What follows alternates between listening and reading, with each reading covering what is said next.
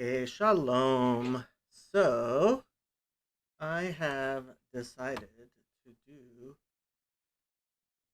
videos talking about Adams's videos with John Vervaeke. Um, the first one was excellent. The second one was even better. And I decided, you know what? Um, these deserve to be spoken about. And even though obviously they're talking way above my head, um, I was hoping by discussing it and by uh, you know giving some of my thoughts that hopefully it would help bring it down to earth a little bit or make it more possible for people to engage with it because I really do think everything we're talking about very important things that unfortunately um, we don't delve we have not been delving into enough, certainly lately, and possibly ever, right? Like the four horsemen discussion that JBP had, they were talking about how theology is kind of the queen or the mother of the sciences. And here, even though um, Professor Vervaeke is definitely coming at it from a definitely secular standpoint, and everybody is trying to engage with it from a secular standpoint, I actually think that to make it comprehensible and to understand where we're going, we we need to engage with the religious Neoplatonic tradition because I do believe, first of all, that it is a roadmap, that it is the truth, and it is the revealed truth that has the capacity to uh, shed real light on the discussions here. I mean, as I was listening, especially towards the end of the um, the second, um, especially something that um, towards the end of the second video, I kind of I felt like I was sitting there with answers that come from the Jewish tradition that both of these people simply were not privy to. Um, and, and frankly, I messaged Sam and I said to him, you know, um, I don't want you to later tell me why didn't you say that the answers to all of this is available, because it is available. Uh, Part of the discussion they were having. I mean, I listened to both of the videos several times in preparation for this, and they end up talking about Spinoza, who was obviously very influenced by the Jewish tradition. He was actually quite learned, and he's considered kind of a heretic. And what I felt like John and Sam weren't really grasping were precisely. I don't know much Spinoza at all. In fact, everything that I know about Spinoza is only through second hand refutation. I was recently reading a work by Rabbi Yoel Kahn, who in Chabad Hasidism, he is considered one of the great Hasidic, I don't know what to even call him. He was not a rebbe. He was what we call half a rebbe. You know, he the the Lubavitcher Rebbe appointed him to make an encyclopedia of Hasidic thought. That's not the what I was reading. I was reading something else, but which unfortunately Rabbi Khan died recently. His blessing, his memory should be a blessing. Um, he and he, he was only in the A's and in the Olives, unfortunately. 9 volumes and only in the Olives, um, which is sad. But and he'd been working on it for some 50 years. But when I was reading, he brings up Spinoza's heresy, and the great heresy of Spinoza was in fact this concept that God is not agentic.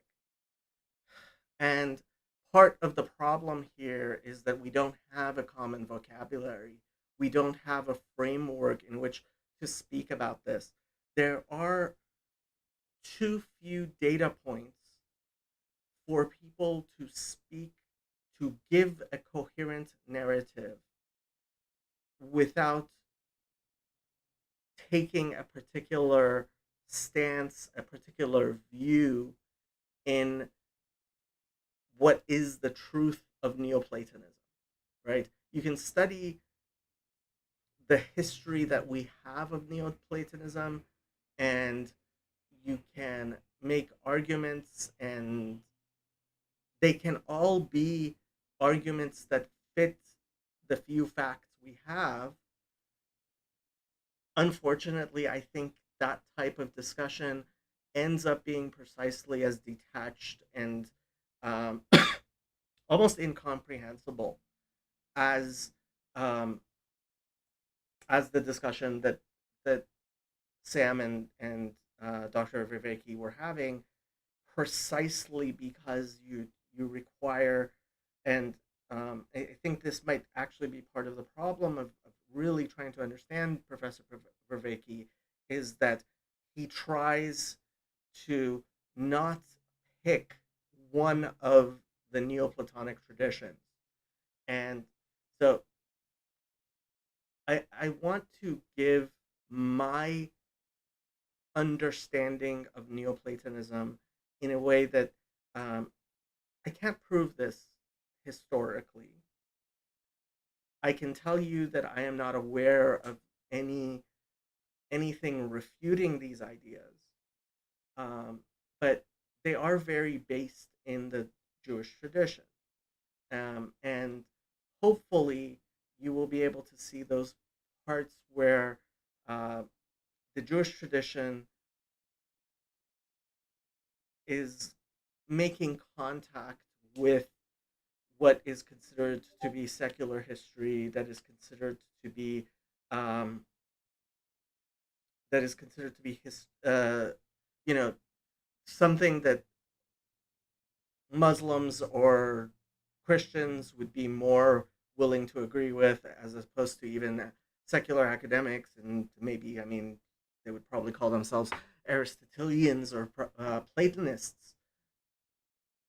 But I'm gonna I'm not going I'm going to try to be very specifically Jewish in my Neoplatonism, and hopefully that will help people understand what's going on. Now, um, this word Neoplatonism, right?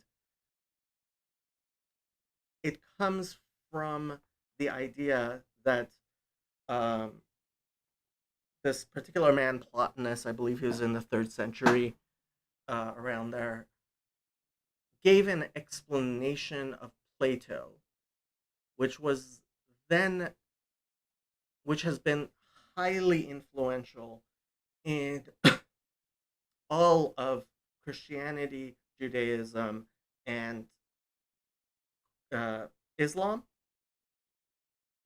It is so foundational that you can make a very easy argument that it runs through all of Judaism, Christianity, and Islam. That all of these are addressing Neoplatonic ideas. Okay, and to some extent, some people have wanted to um, limit the term Neoplatonism to those concepts which they are trying to say that they are not uh,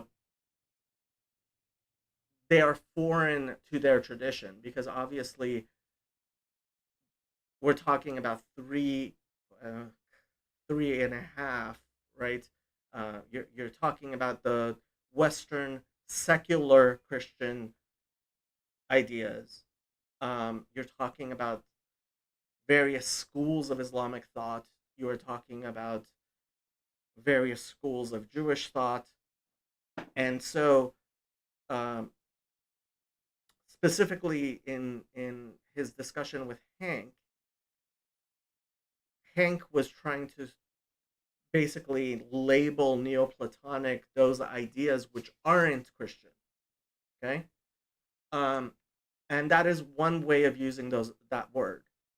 I don't think it's the correct way of using that word, because in my understanding, this is the history I'm going to give you, and this is where Neoplatonic ideas are seen most clearly within Judaism. And Sam asked me to speak about um, the Kabbalistic cosmology. I don't think that's what he meant. I think he means the the Kabbalistic metaphysics. And I know nothing about cosmology, and I have no real understanding of the Kabbalah. And I'm not just saying that because anybody who studies the Kabbalah will say that. Um, I'm saying it because it's really obviously true in my case. Anybody who has prepared themselves for the study of the Kabbalah understands that I am nowhere. It's not even relevant to me, because if you don't know arithmetic, you don't know algebra. If you don't know algebra, you don't know calculus. Um, and it's very clear I don't know algebra, right? I'm dealing on the level of arithmetic here. So anything I say is what has filtered down from probably set theory, right? We're talking about uh, higher maths, right? Much higher than even calculus, boiling down into arithmetic, and that's really what I feel like I am discussing here. But we, that's partially because we are talking about revelation, and we are talking about um, the revelation of the eternal truths that uh, the world is will hopefully ultimately be able to withstand their revelation without being destroyed. And so this is actually one of those Neoplatonic ideas, um, which so I'm kind of going to start you off at the end, looking at what the ultimate goal is, so that we can come back and see where these ideas that um, Plotinus and everybody else have been developing to, as we approach the revelation of the Messiah and the world Olam Haba, and the world to come, right? Um, so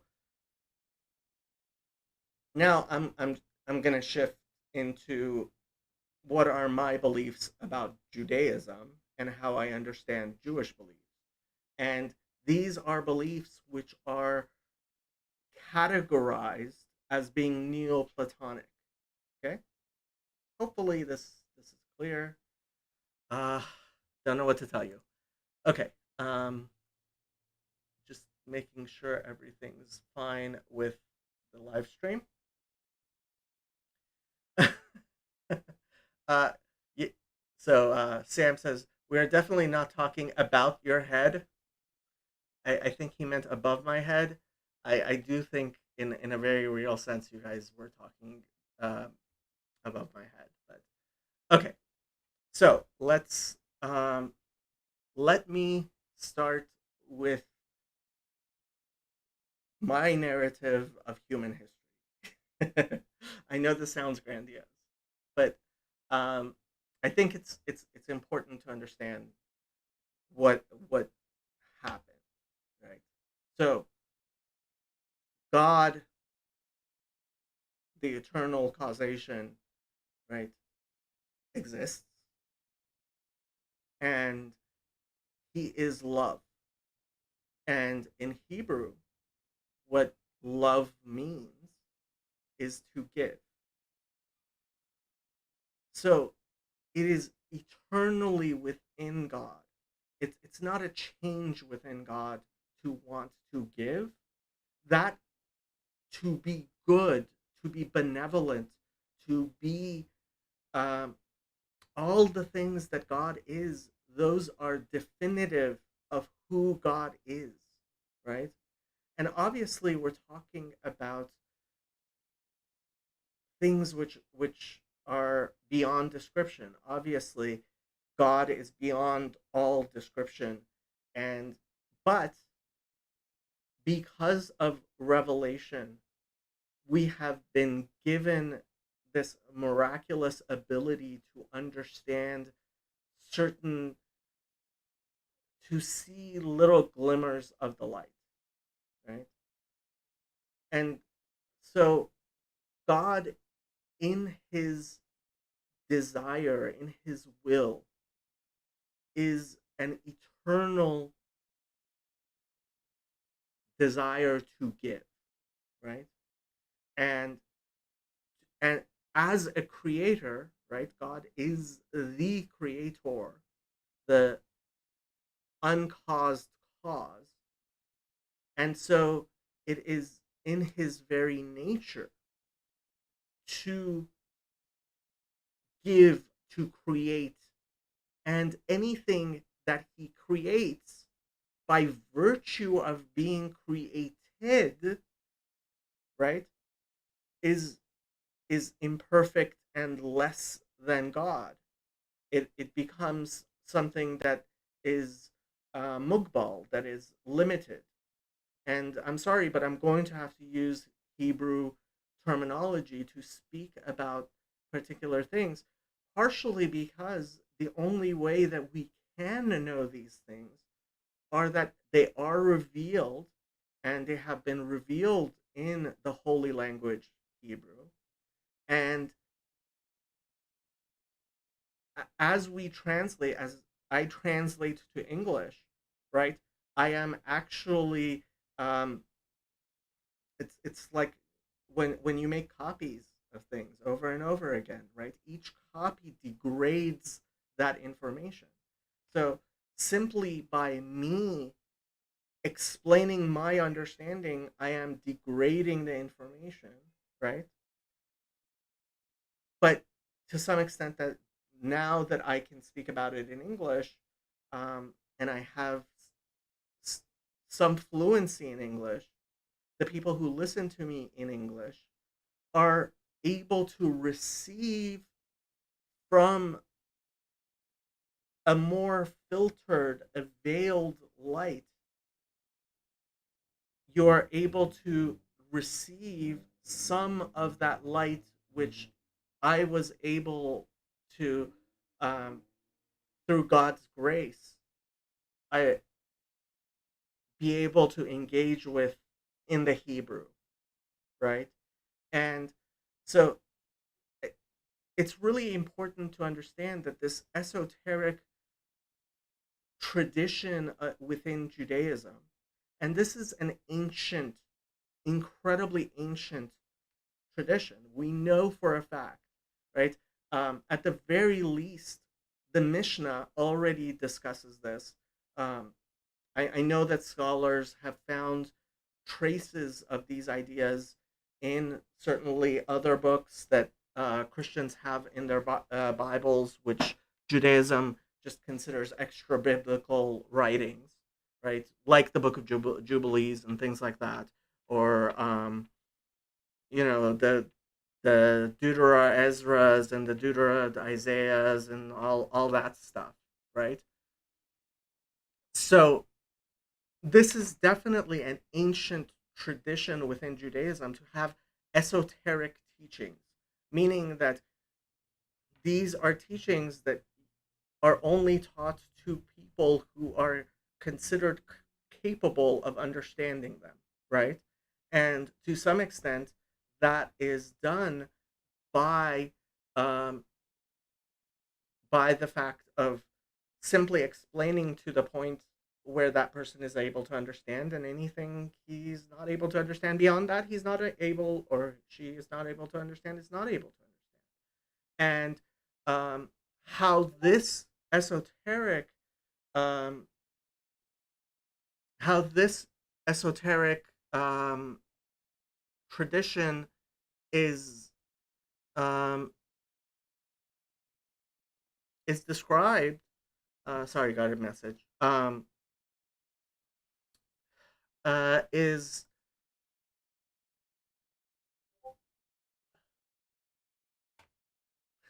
um, how this message.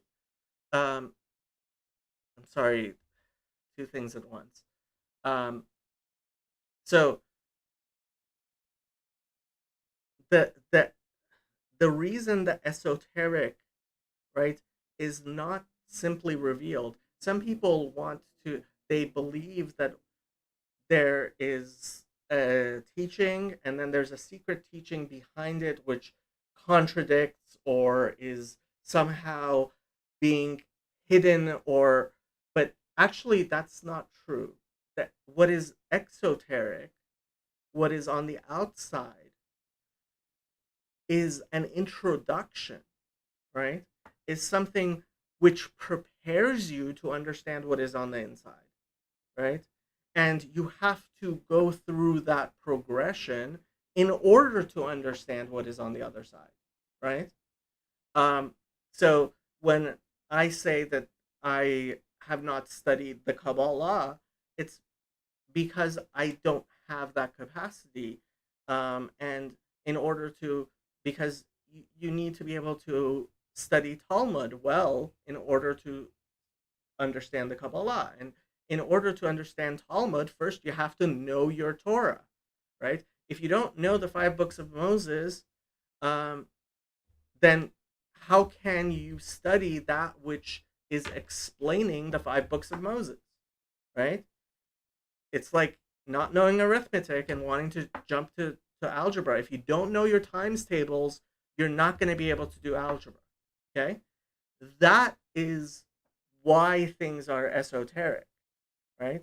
And as humanity has progressed, things which used to necessarily be more closed off are now revealed in a greater way. Okay, but they were always existent. They were always there. This is the Torah that God taught to Adam. This is the Torah that existed before creation. This is the Torah that was revealed to Moses on Mount Sinai. It What the world was not ready for was the complete revelation, which is going to come eventually, right? And so I want to trace this revelation, right? all the way back to creation. Okay? So, which is why I brought up this chart. I, I think this chart is really, really important because what people like Athanasius say, right, is what does Athens have to do with Jerusalem? And there's this idea that you know what was understood by by Plato and Aristotle was is as foreign to what was understood by the rabbis and in Jerusalem and the prophets of Israel were it, many times people try to make them antithetical to each other, but more often people okay. Yeah, so Sam says I did mean Hasidic metaphysics. Yes. So metaphysics, I can speak. I am speaking about cosmology. Um, is beyond me. Okay. So glad we cleared that up. And yes, we are talking at a level of vocabulary that even somebody like Sam might use the wrong term, and um, so you know I've heard people say things like, oh, these are just so beyond. We're talking about things which are beyond everyone. Don't feel stupid. Please. um if Sam can use the wrong word, um I don't know what hope the rest of us have of discussing these things intelligibly. But okay, let's keep on going. um so the um the alphabet of so there was the Phoenician alphabet, right? This is the old Hebrew alphabet. And the Phoenician alphabet is the mother of all alphabets. It is the mother of the modern Hebrew alphabet. It's quite clearly the mother of the Greek alphabet, the Latin alphabet, and I don't know about the other possible. I mean, whether in India and stuff. So you cannot, if you're going to say what does Athens have to do with Jerusalem, my answer would be a hell of a lot more than it has to do with Beijing. Okay, and although there are teachings regarding Abraham giving gifts to his children, which is discussed in Genesis, to his sons, um, the other sons, not the two famous ones, um, and sending them to the lands of the east. So even there, I think there is definitely contact because God is revealing himself to all of humanity, right? And eventually we're going to get to Sam asking, well, what is Christianity for? Well, I would say it's the same thing everything is for. It's for the glory of God. It is to prepare the world for for the coming of the Messiah, just like Islam is. And so these ideas within Judaism had to be translated, um, had the world needed to be prepared for understanding Judaism, which is what Christianity, um, Christianity's purpose is so that when the Messiah comes, there will be billions of people who are waiting for the coming of the Messiah, right? And that is more than anything what Christianity has in fact achieved, right? Okay, so I believe, and this is a theological Jewish belief, that the Torah was given in Hebrew, was written in Hebrew, and this knowledge has been disseminating through humanity, right, ever since creation. And the idea that Aristotle and Platonic and Socrates, that these ideas were completely divorced, I think is demonstrably false. Because in order for the Greeks to share an alphabet with the Hebrews, there had to be scribes who, at one point, were familiar with the essential teachings of that time, right? So there was a scribe who knew the writings in Phoenician, in ancient Hebrew, which I believe certainly included many of the teachings which you can say were incorporated into the Torah. And that scribe was taught the Greeks how to write their language. And I won't get into the whole abjad thing, but we can definitely tell that Hebrew came before Greek, right? Um, and if you want to go into the evolution of alphabets, that's a whole other thing. We won't go into it. But so my my contention, my narrative, which I hope helps make sense of how we're going to speak about all of this stuff, is that God istakalta ba'oraita barata alma. God looked into the Torah and created the world, right? And the entirety of the world is has a telos of being that which the Torah describes. Okay? So this is a deeply Neoplatonic thought, right? That there is the Word of God, and it is being revealed through creation. And that Word is a revelation of God, is a gift of God. Okay? God, in his infinite essence, as a creator, that is what God is. He is a creator. He is one who loves, right? God loves. That is essential to who God is to love. And to love means to give.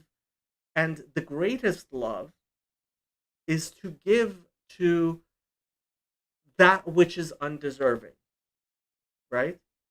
If you're just giving things to somebody who deserves it, right? If this is your pen, you earned this pen, I should give you this pen. That's not an act of love for me to give you the pen, right? If you are a perfectly good person, then God having mercy on you is not an act of love. It's not mercy, it's justice, right? But God, being the creator, creates a created. God, being the giver, gives to that which does not have of itself, right? So we, as vessels for God's love, are unworthy. But in the perfection of God's love, he gives us the opportunity to, well, of course you do.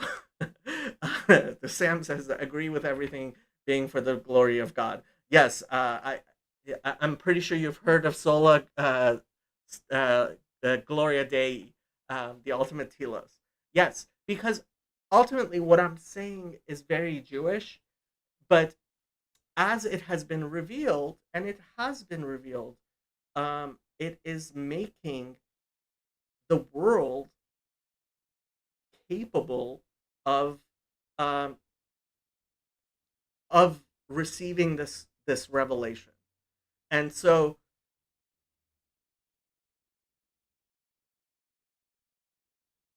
when when we talk about, for example, Plotinus, who um, he apparently had a teacher who, as I understand it, could very well have been inducted into the esoteric traditions within Judaism.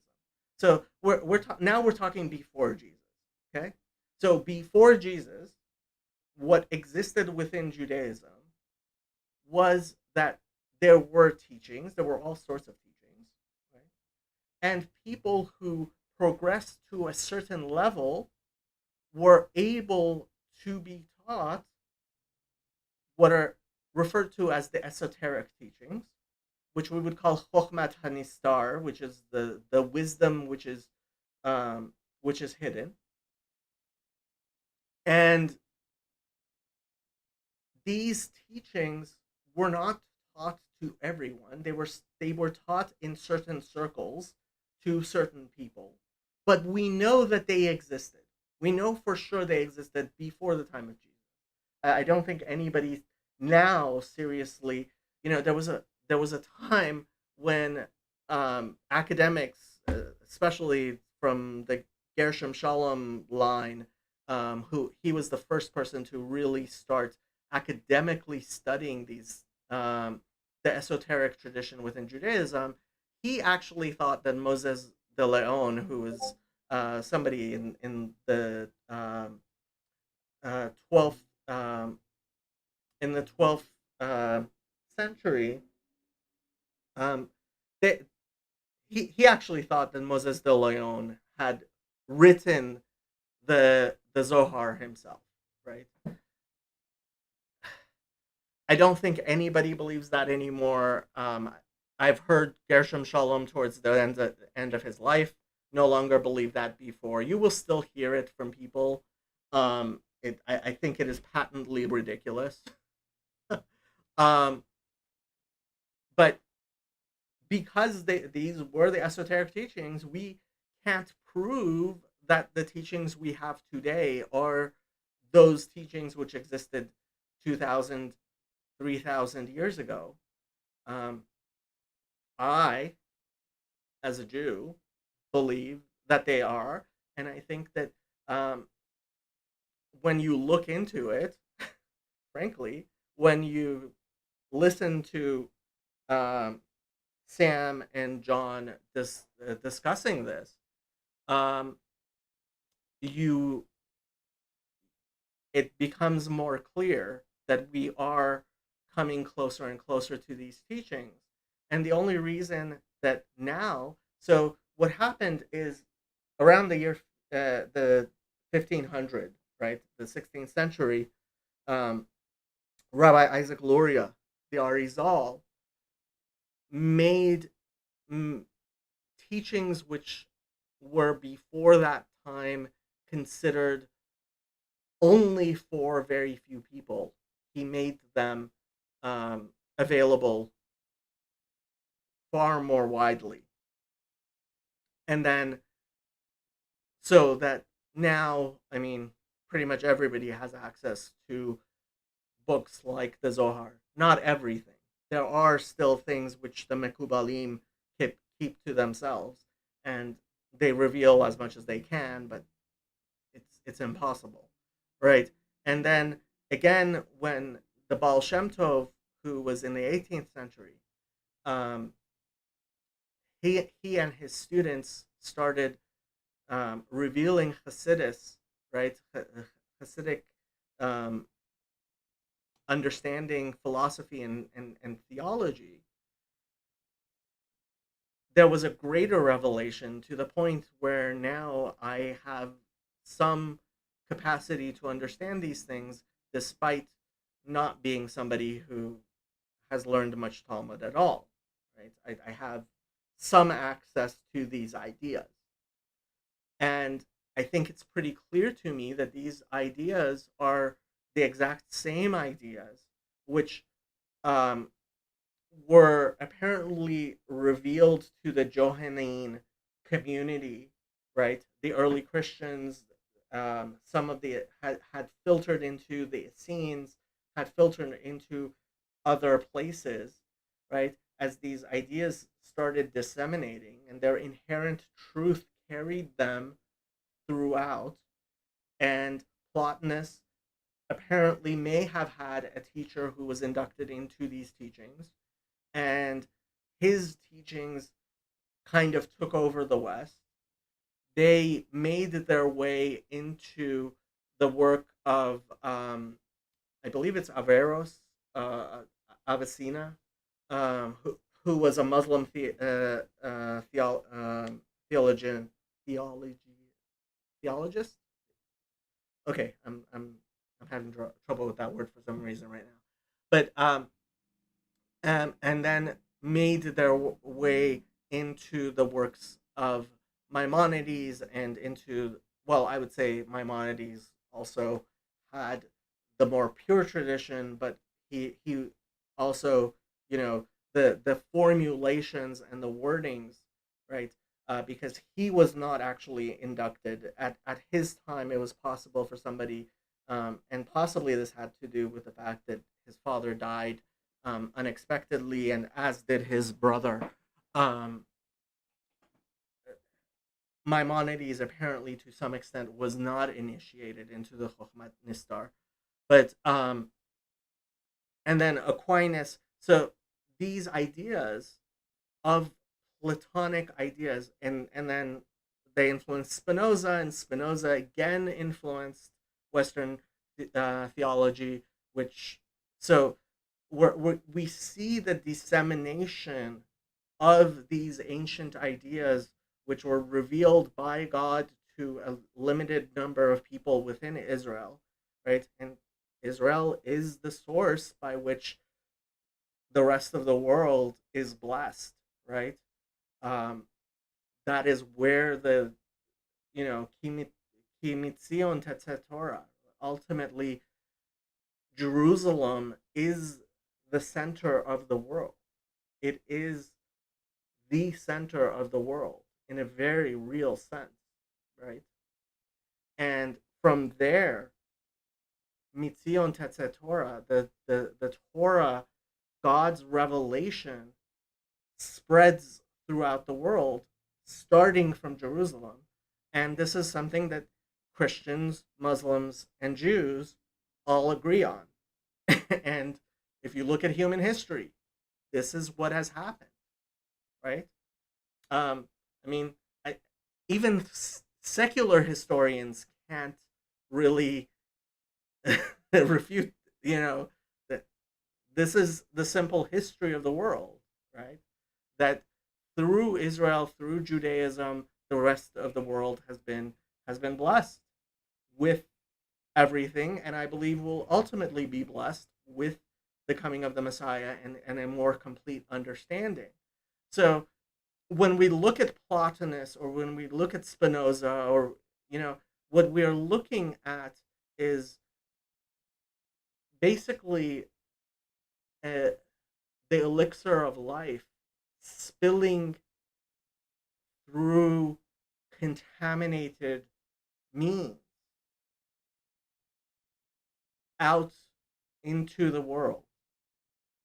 And as you study Neoplatonism, and I think you should study Neoplatonism, I think it's um, understanding the Neoplatonic concept of the one and emanation, and these words which unfortunately are not in our common um, parlance.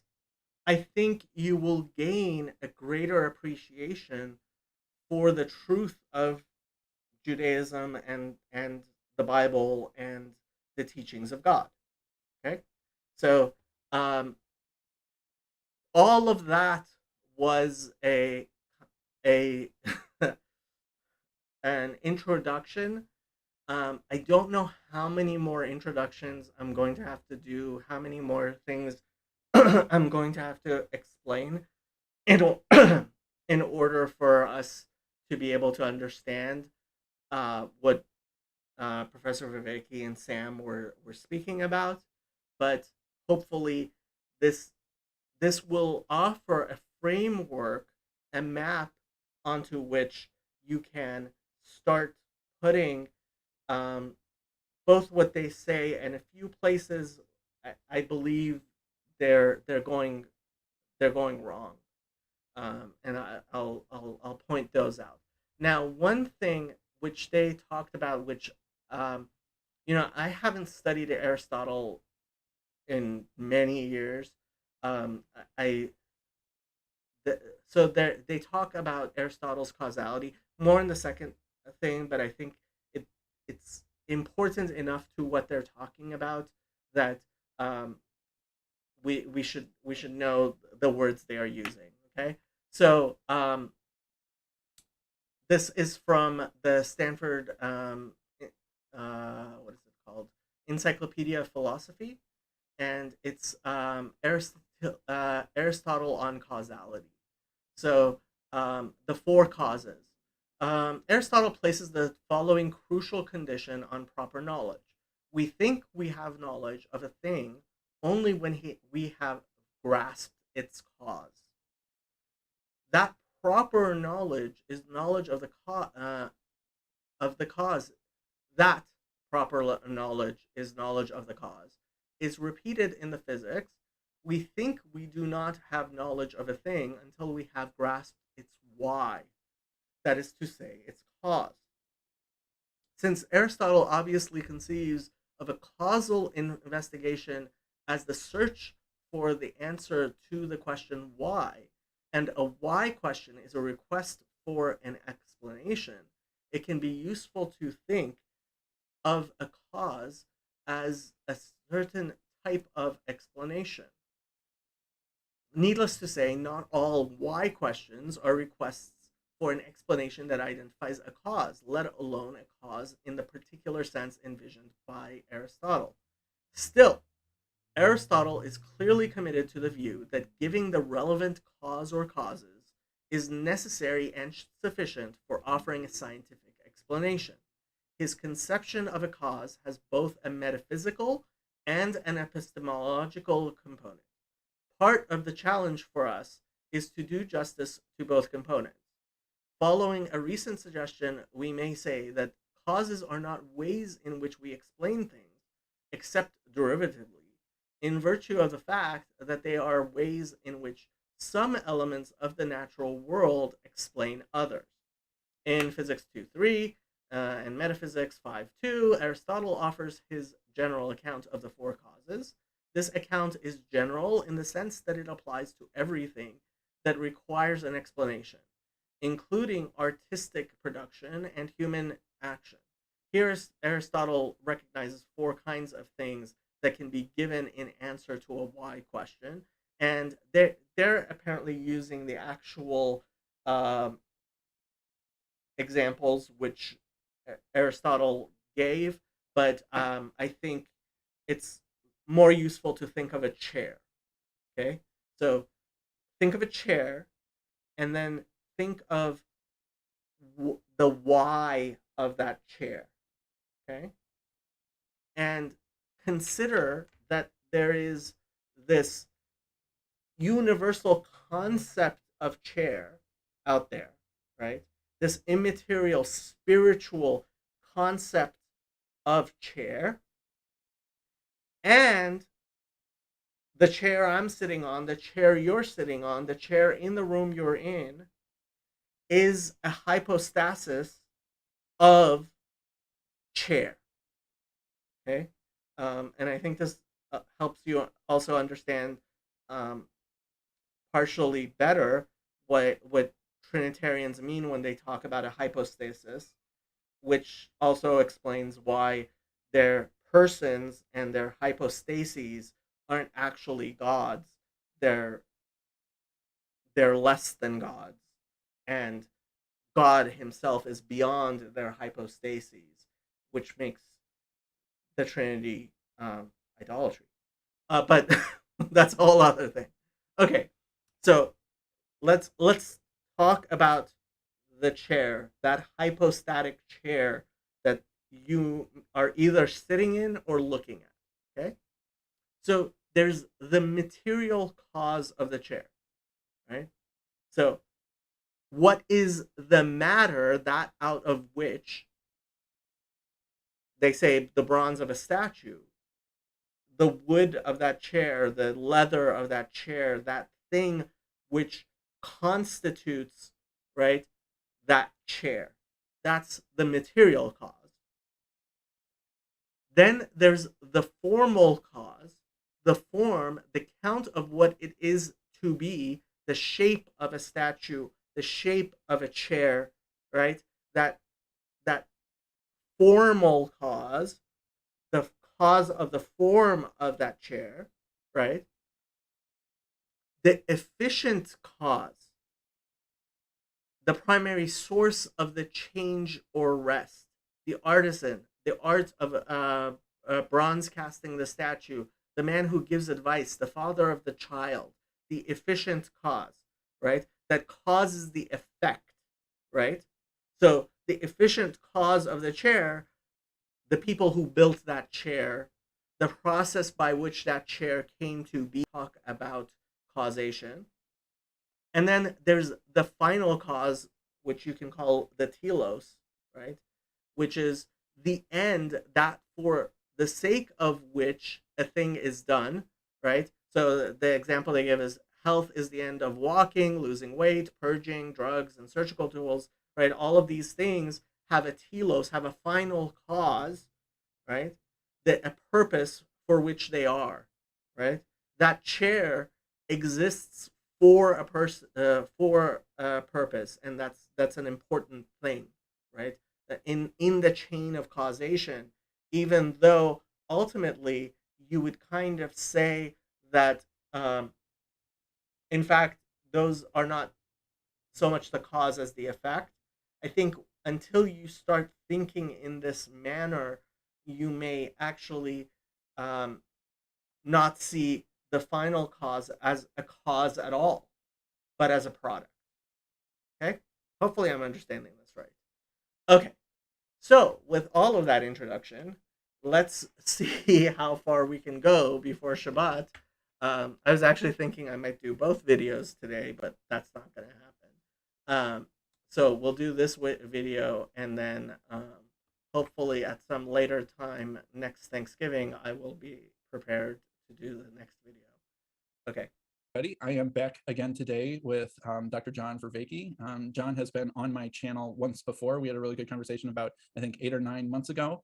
Oh, sorry, this is the wrong thing, which means I probably put the wrong one into the Hello, description. everybody. Sorry about that. I'm here today with John Vervaeke. John Vervaeke is a professor of cognitive science and psychology at the University of Toronto. I think many of my listeners will probably be very well aware of you, and you won't need an introduction for them, but I suspect that there's a good chunk that also don't know you yet. John has a wonderful YouTube channel where he has some just excellent material. The Awakening from the Meaning Crisis series is a YouTube series I would recommend for anyone. I'm really interested to talk to John Vervaeke. John Vervaeke has talked to a lot of other people in sort of this corner of the internet, as it's Unfortunately, after about 20 hours into the Awakening from the Meaning Crisis, I kind of gave up, partially because um, it is such a complete uh, attempt to explain everything. I think it's 50 hours, and honestly, pretty much, I mean, very little of what he said was new to me, and it was like, okay, I spent 20 hours and not getting very far. Although it's it's it's very well made. Um, I think it suffers from having too broad of an audience, and I simply don't think you can create something which, and in fact, this was my criticism of The Master and His Emissary, but the book by Ian McGilchrist, is if you speak um, at a level for advanced people, you're going to miss people who are just beginning. But if you explain everything at the beginning level, then the advanced people are basically wasting their time. And this is part of the reason. I mean, the next uh, video is even more awesome than this video, and part of the reason is that Sam and Dr. Vervaeke are speaking on this very high level, um, ex- which, I mean, you really should spend a good 10 to 20 hours looking into Neoplatonism, including the various um, other videos um, that Sam has. He's had several with some Muslim scholars, and it, in order to try to understand, this is not beginning text. I'm trying to bring it down to my level, and I have spent a lot of time studying this stuff. I'm a lot older than most of you, so it's I'm not going to be able to for, to bring it down that to the introductory level that Awakening from the Meaning Crisis attempts to do. And frankly, I don't know if Professor Vervaeke was able uh, to you know stretch himself that far. I don't know if anybody's able to stretch themselves that far. So Sometimes called. He's sort of like, I don't know, maybe the unofficial philosopher of this corner of the internet. And you talk about philosophy not just sort of in an abstract learning about way, but in the good old fashioned, what does it mean for my life? How do I live my life? How is this something that I can put on? How is it something that I can make relevant for me? And I think that John Vervaeke's tools and sort of cognitive framework, I guess, that you could say that you're laying out has been helpful for a lot of us in trying to explain these things. You bring together not just ancient philosophy, but modern cognitive science and psychology. And you're also really interested in artificial intelligence. I should say that in addition, this YouTube channel is sort of like my hobby. My day job is I work in artificial intelligence in healthcare. Right, so I really appreciate how you bring those sorts of things in. I often feel like my theological side and my professional kind of academic side don't get to mix very much, but you help bring them together in a way that I think is very interesting. So what I really wanted to kind of focus on, and who knows where the conversation will stray to, but John is an expert in Neoplatonism, and you think of Neoplatonism not just as something that was intellectual curiosity from the late stages of the Roman Empire, but something as relevant now. And so with my channel's focus, that's kind of, if I had to say, my channel's focus is either the Trinity or the not Trinity, and who is Jesus of Nazareth and how does that relate to God? So I guess I could say it this way, that growing up in my church, which had this sort of, very minority position on theology, was saying basically Jesus is not God himself, that we had this sort of, I guess you could say, a story that went something like this, that there's this pure Jewish idea of Jesus as, a prophet, the Messiah, the Son of God, as a human being.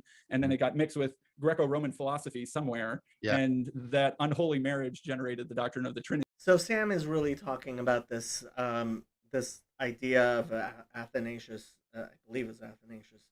What does Athens have to do with Jerusalem, and trying to obviously Judaism was contaminated with the pagan ideas, which led to the Trinity and things like that. But my understanding is um, that this was a necessary step forward. Three gods is much better than the number of gods that uh, Christians, that pagans had, and moving towards a belief in one God, moving towards understanding that God is God, um, is a step forward. Whereas, a lot of these, especially Protestant attempts at going back to the original, which is good and necessary because ultimately I think Christianity has to go back to Judaism. And there have been successive waves of the Christian Reformation reinstating Judaism into Christianity and reinvigorating it with Judaism. And led it astray from its original Jewish roots. And so that was kind of part of the story that I had growing up. And I remember I don't know. I didn't take much philosophy in college. I think I took philosophy 101 for my distribution credits, and that was about it. But I sort of got more curious in philosophy, I don't know, after college. And I was listening to Bertrand Russell's History of Philosophy, or the history of Western philosophy. And there was a chapter on Plotinus. And when I listened, I'm like, that's the guy. There it is. There's that pagan influence. But then as I listened to him, like that set off a whole spark of curiosity to try and figure out what happened. And it's hard not to like the guy the more you read him and the more you understand about him. And then I come to realize more and more that just Neoplatonism and Christianity are so intertwined that not just Christianity, but also Judaism and Islam. And I would say part of that is beyond the type of causation that Sam is giving it, which is that Plotinus, he somehow innovated these ideas, which then emanated into Christianity and then Islam and then Judaism. I think that what really happened is that the esoteric tradition was parts of it seeped into the ideas of Plotinus, who was able to reveal them and make them and disseminate them throughout uh, throughout Abrahamic monotheism. And the reason for that was because it resonated so clearly with that which exists. And obviously, when you study the actual Hebrew, you the truth of the Bible. I mean,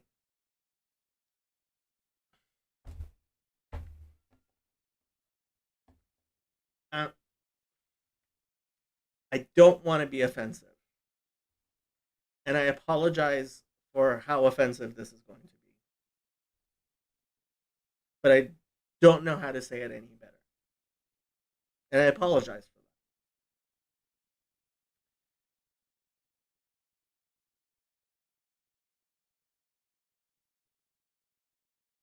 that. The translated Bible, which Christians have access to in English, having been translated through the Latin, through the Greek, is so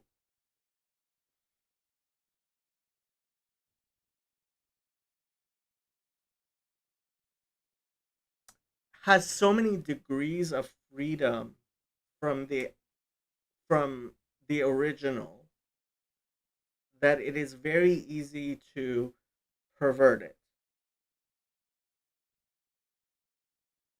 And the quality is so much below the quality of actual scripture, of the Hebrew Bible, that it has become impossible for Christians to recognize. A Christian will read their Old Testament in English translation, and it's been reinterpreted and manipulated through the various translations and Christian theology, and um, and so when they read into the New Testament from their Old Testament, there's this you know continuity, and they seem similar. Um, but having studied the Hebrew Bible in the original as it was revealed by God, um, and then comparing it to what I am able to understand of the Greek Bible and what it is, um, there's a shocking difference.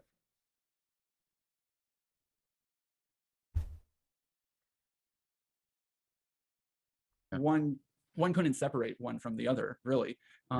So the resonance that it is obvious in the teachings of the Kabbalah, which come through the teachings of the Talmud, the teachings, and this is why you need a background in the entire Torah, in the entire Talmud, into the, all that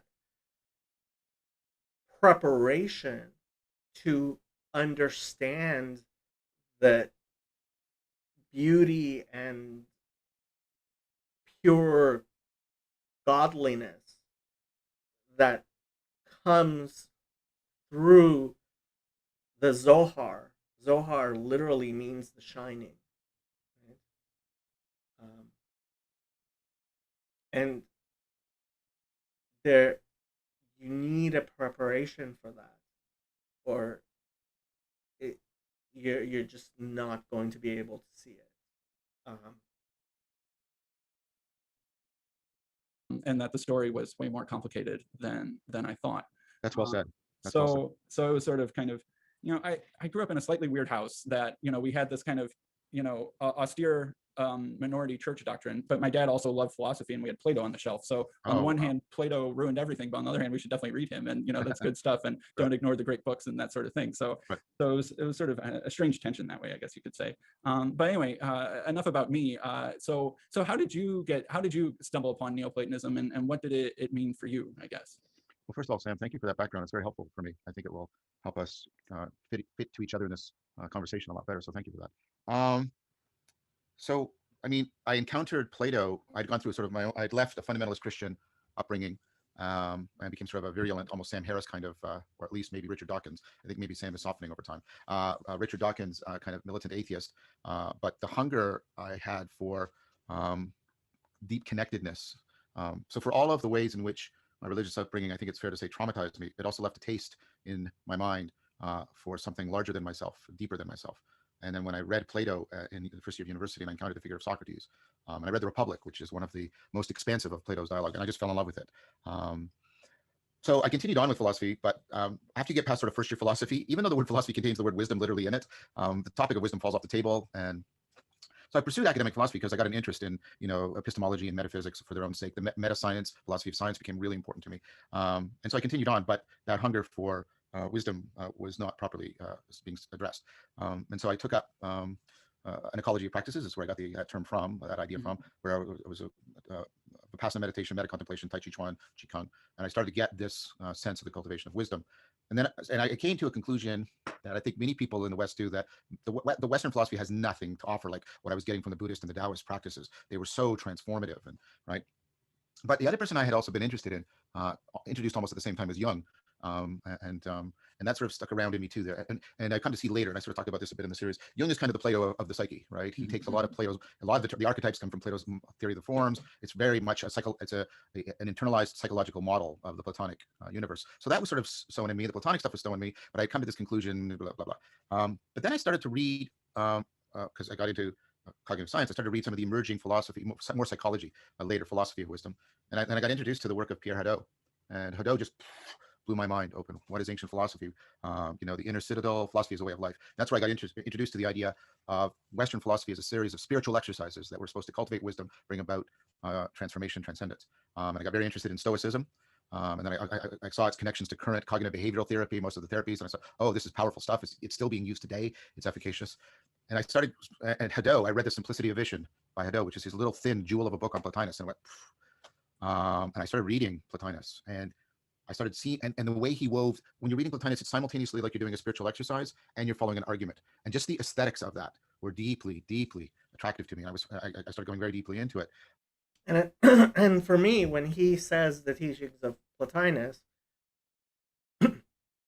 that merely means um, the crumbs which have fallen from um, the life bread that is the Torah in its completeness, which includes both the outside of the bread, uh, which is the Torah itself, and um, what is revealed, and what is the inside, which is what you bite into, and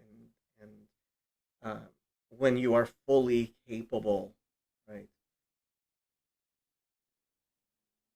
And he's talking about just crumbs. And then more and more, I wanted to know, but how do I practice this? How do I practice this? And and I bumped into the work of Arthur Verse Lewis, and he argued that Western spirituality, the grammar of Western spirituality, is largely Neoplatonic. You see it, as you said, to Christian spirituality. You see it within the Sufism of of Islamic spirituality. I know the Persian Sufis still venerate Plotinus. They even talk about him. Similar kinds of things I think can be said about Kabbalah within the Jewish mystical tradition and other traditions. And the reason that this is the grammar of Abrahamism and the grammar of the world is because this is how God created the world, right? Is God looked into the Torah and created all of creation is a an expression of the Torah. And so this really started to take to me, and I started reading a lot of books on how to practice it. And then it just kept going and going. And I can't, the Wisdom of Hypatia, and I've taught that as a course. I started to see that Verse Lewis was right, and Hadot was particularly right. That Neoplatonism was as rich a religious, philosophical, spiritual tradition. None of those adjectives quite work, right? That was comparable to anything in the Eastern or Asiatic wisdom traditions. And I started reading the Kyoto School, and I saw the deep interconnections. Suzuki's essay comparing, his little book comparing Christian and Buddhist spirituality, and the essay comparing Eckhart, of course, who comes out of the Neoplatonic tradition, and aspects of Zen. So I started to see other people were seeing the deep connections. And so I started to think that Neoplatonism was definitely philosophy as a way of life. And then I started reading books like Nature Loves to Hide and John Spencer's The Eternal Law, arguing, no, Neoplatonism has been deeply influential in the history of science. And I saw that, within mathematics, a Platonic or even Neoplatonic view is still intellectually respectable. And I started to think, oh, this isn't just something from the past as a spiritual exercise. This has the potential, with significant modification and reformulation, to be integrated with the scientific worldview in a way comparable to the attempts I was trying to make to integrate Taoist and Buddhist wisdom cultures into the scientific worldview. And so that's how it sort of came about for me.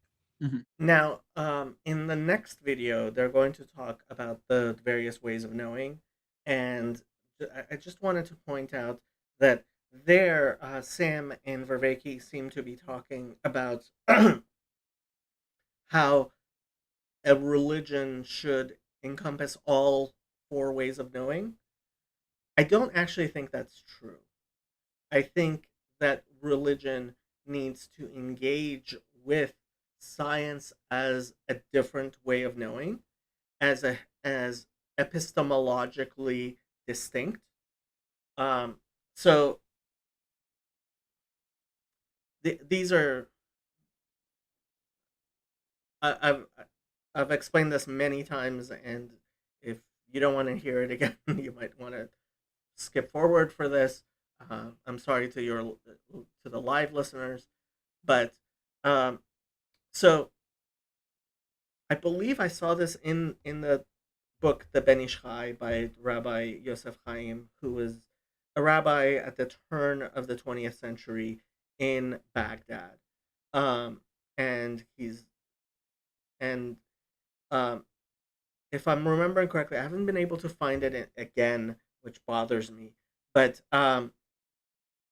he talks about somebody coming up to him, and basically at that time in Baghdad, pretty much everybody believed that the world was flat. It was about 100 years ago, and being a rabbi, he was he didn't care. um, he was very involved in the various teachings of the Kabbalah and the Talmud, and he's a great Talmudist and all that. Somebody came and told him, no, the world is round. And Rabbi Chaim, the Ben Ish Chai, had always thought, okay, the teachings which people will say were influenced by the sciences, and he was teaching, he was learning his cosmology and the Kabbalah and everything that has to do with that through the Talmud and the books of the Kabbalah, which assume a round world, right? And his kind of understanding had kind of been, okay, the scientists say that the world is flat, and our religious understanding is that the world is round, and I don't know how to integrate these two. So I'm going to keep these two separate ideas, epistemologically separate, derived from different places. And then somebody comes to him and he says, no, actually the scientists told us the world is definitely round. And he expresses this joy that, hey, look, it's all working now.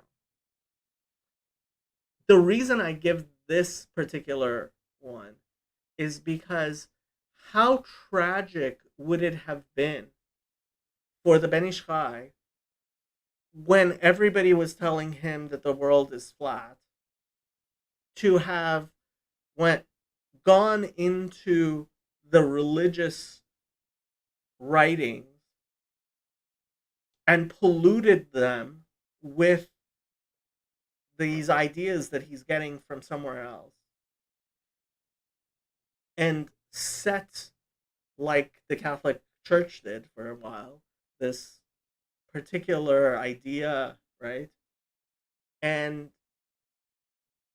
not keep the epistemic purity. And now, I think, now that we know that, as best we know from science that the world is round, and it's possible we're going to learn something which will dramatically change that, right? I mean, certainly our concepts of relativity and quantum mechanics and all this stuff have so much changed, and some of them are resonant with what is theologically known. And I think it's a horrible mistake not to say, I have several epistemological methods available to me, and they provide me with different types of knowing. And yes, I mean, the Neoplatonic project is to try to integrate all of them together, but I think when you contaminate them with each other, when you don't keep the various things, this is what I know from Revelation, this is what the Torah has taught, separate from this is what I know from scientific experimentation and scientific understanding. And I think you make a huge mistake. I think you,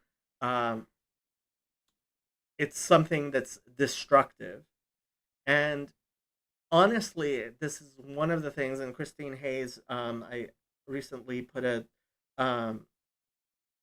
video on the Discord server where she kind of talks about this, is the oh no, this was Rabbi Sachs.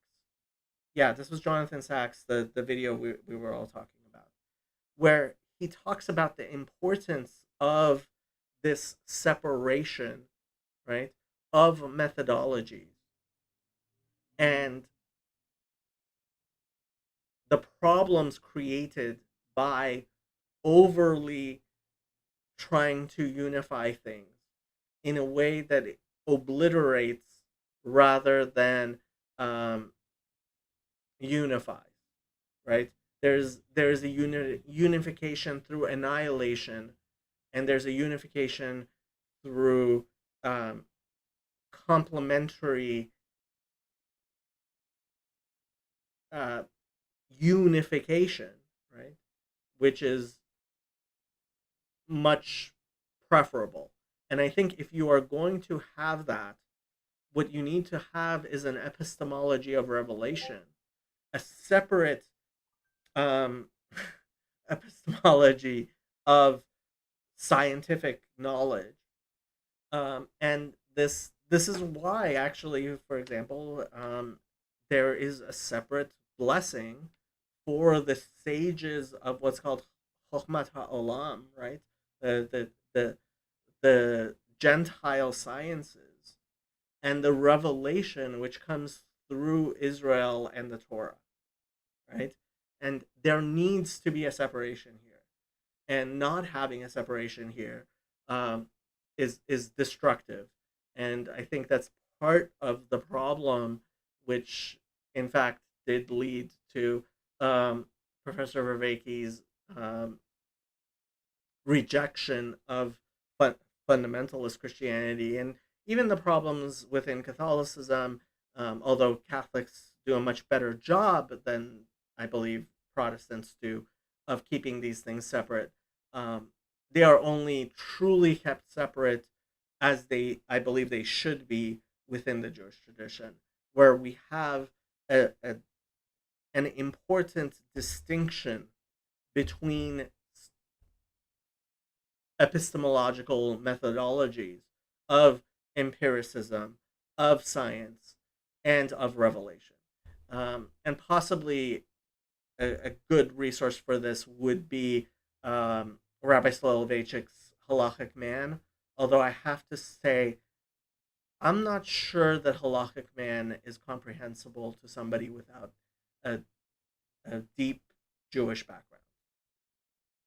Great, great. That's really interesting. So maybe we could talk a little bit more about what Neoplatonism, I guess, was kind of in its historical heyday. And then we can perhaps, after we do that a little bit, swivel back to the present and talk about how it can address some of these bigger questions that we were just talking about. I remember in your Awakening from the Meaning Crisis series, when you talked about Neoplatonism, you sort of described it that it was a way that brought in the best science, right? You know, the ancient classical world was actually quite better at science than we often give them credit for. Yes, that's true. And it brought in the best philosophy and psychology and theology and spirituality and cosmology. You know, where did everything come from? And it was all, like you said, in this integrated package where even those sorts of labels that I'm giving it weren't clearly distinguished. It was sort of all in one fell swoop. And, you know, by the time of maybe like 300 AD, if you were a Greco-Roman citizen of any reputation, you probably wanted your kids being taught by Neoplatonists in the school in the city that you live near, or that sort of thing.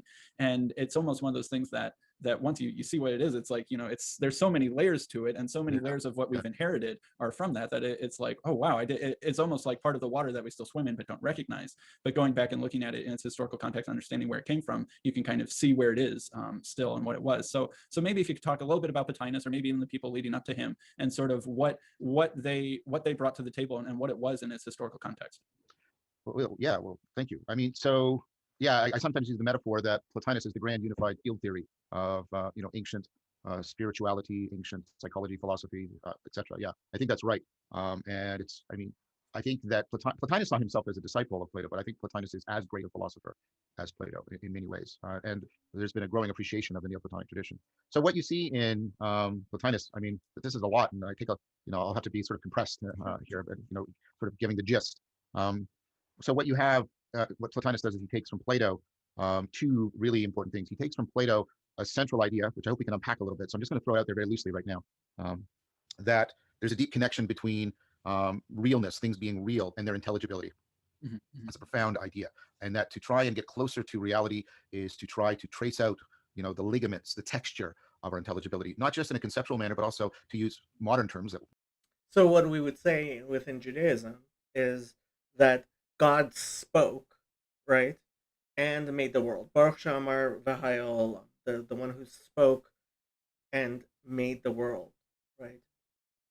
And so everything has this cause, I guess you would call it, which is God speaking it into being, right?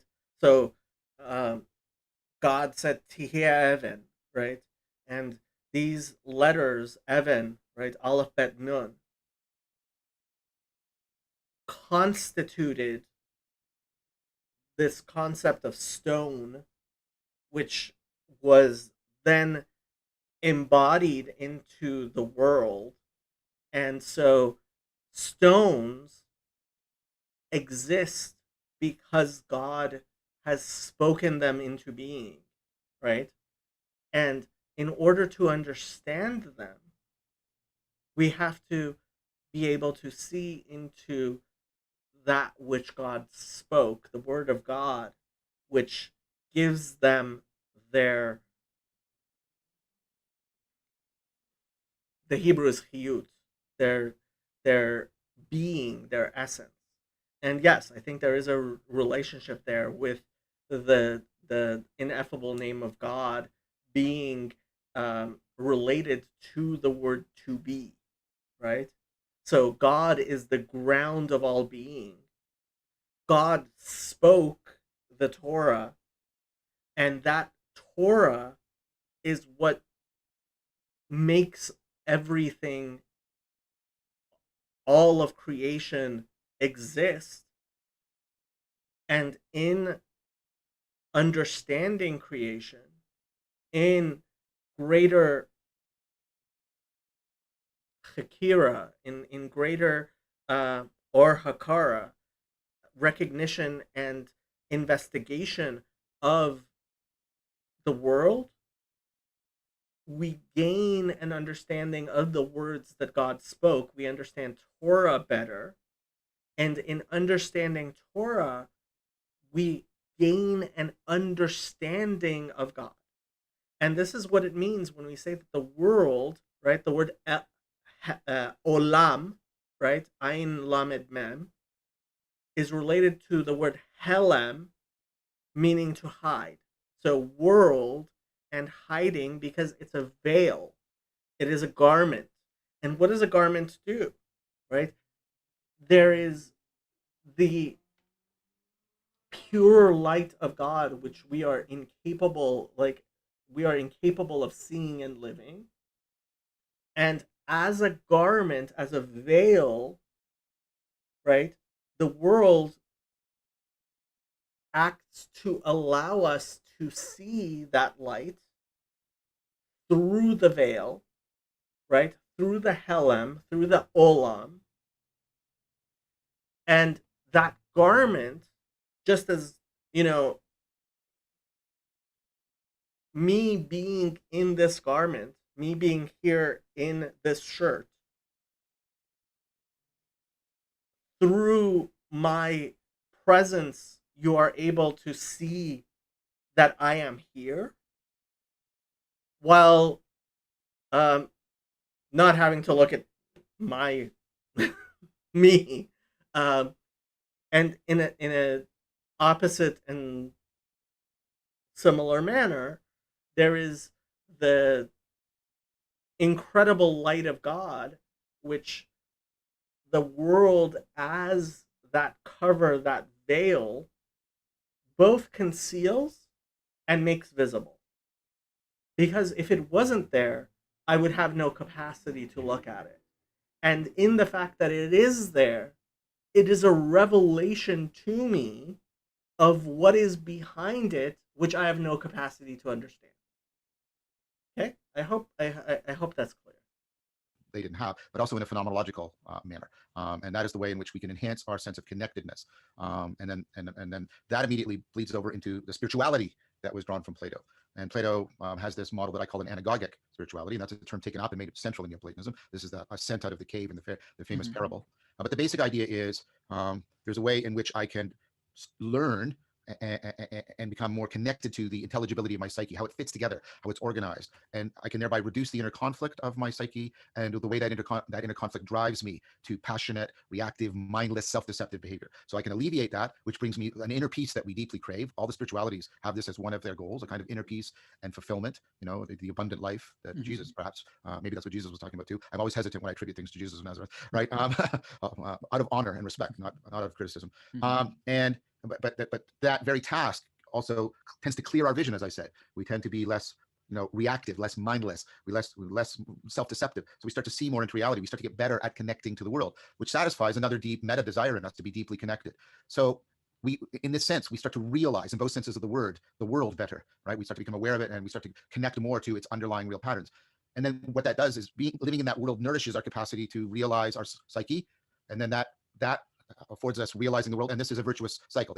They afford and reinforce each other. I start to see more deeply into the world. The world's underlying real structure gets more deeply internalized into me, and those two meta desires are mutually satisfied. So from Plato, you get this idea about I want to connect to reality while I'm going to trace out the. So as you conform yourself to the Torah, as you understand the Torah better, as you learn the Torah, as you do the Torah, as it becomes a part of you, you are in essence becoming more and more divine in your nullification to God, right? You then become a chariot for godliness, and that spirituality, that pure light from God, which you are then able to make yourself conform to, you also become a vessel for that, which in turn reveals God in the world. Textures and the structures of intelligibility. Again, not just conceptually, but ultimately phenomenologically. And then if you connect and you see how that connects to Plato's spirituality, it's not just conceptual, it's not just phenomenological, it's inherently transformative. You have to be engaged. This kind of knowing requires profound self-transformation. Mhm. Then Plotinus turns. And see, this is the thing with so in a sense, I think it was necessary for somebody like Paul of Tarsus to come along and divorce the spiritual practices of the Torah, which are unique to Jews, the holiness code, which applies to a nation of priests, right? So that people who were not, that isn't their own function, their own telos, right? To keep the holiness code. They aren't the priests, they are the congregation, right? And that is that is how the Torah is set up to be, right? Israel is a nation of priests, which gives light to the rest of the world. Is the elder brother, is the firstborn, right? Beni Bechori Israel, my firstborn son is Israel, right? And then there are the other children. Then there is the audience. Then there is Leumim, right? The people who are in the audience, who are the worshipers that the priest is leading, right? The people who bring their offerings that the priest then offers up to God. And if the Torah was being disseminated through Judaism as opposed to Christianity and Islam and all these other ways, right? There's the holiness code of the Torah, which makes it sinful, which makes it wrong for me to eat pork, is not relevant to a Gentile. Is not relevant. It doesn't have that spiritual truth and resonance to the billions of Christians out there, right? And so it was necessary for Christianity and Islam as opposed to Judaism, because Judaism is the telos, it's the final form. And in order to get there, it was necessary that there be a revelation, right?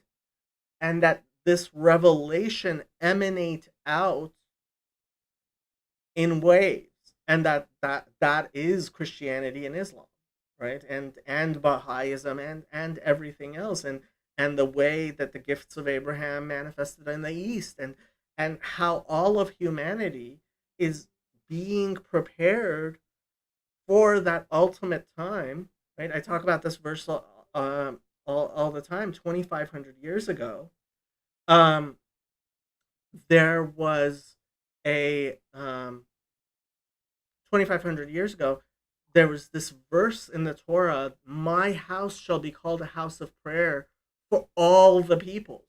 Right? Now, if the entire world became Israel, then that would no longer be true. That could no longer become true. What needed to happen was that the world, as it has been over the past 2,000 years, everybody is looking towards Jerusalem, while not everyone becomes the priest, right?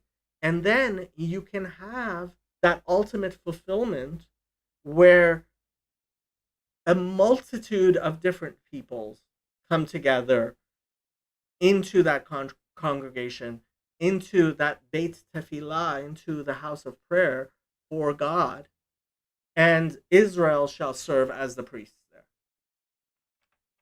Turns to the greatest scientist of the ancient world, the universal genius, Aristotle. All of our science starts in Aristotle.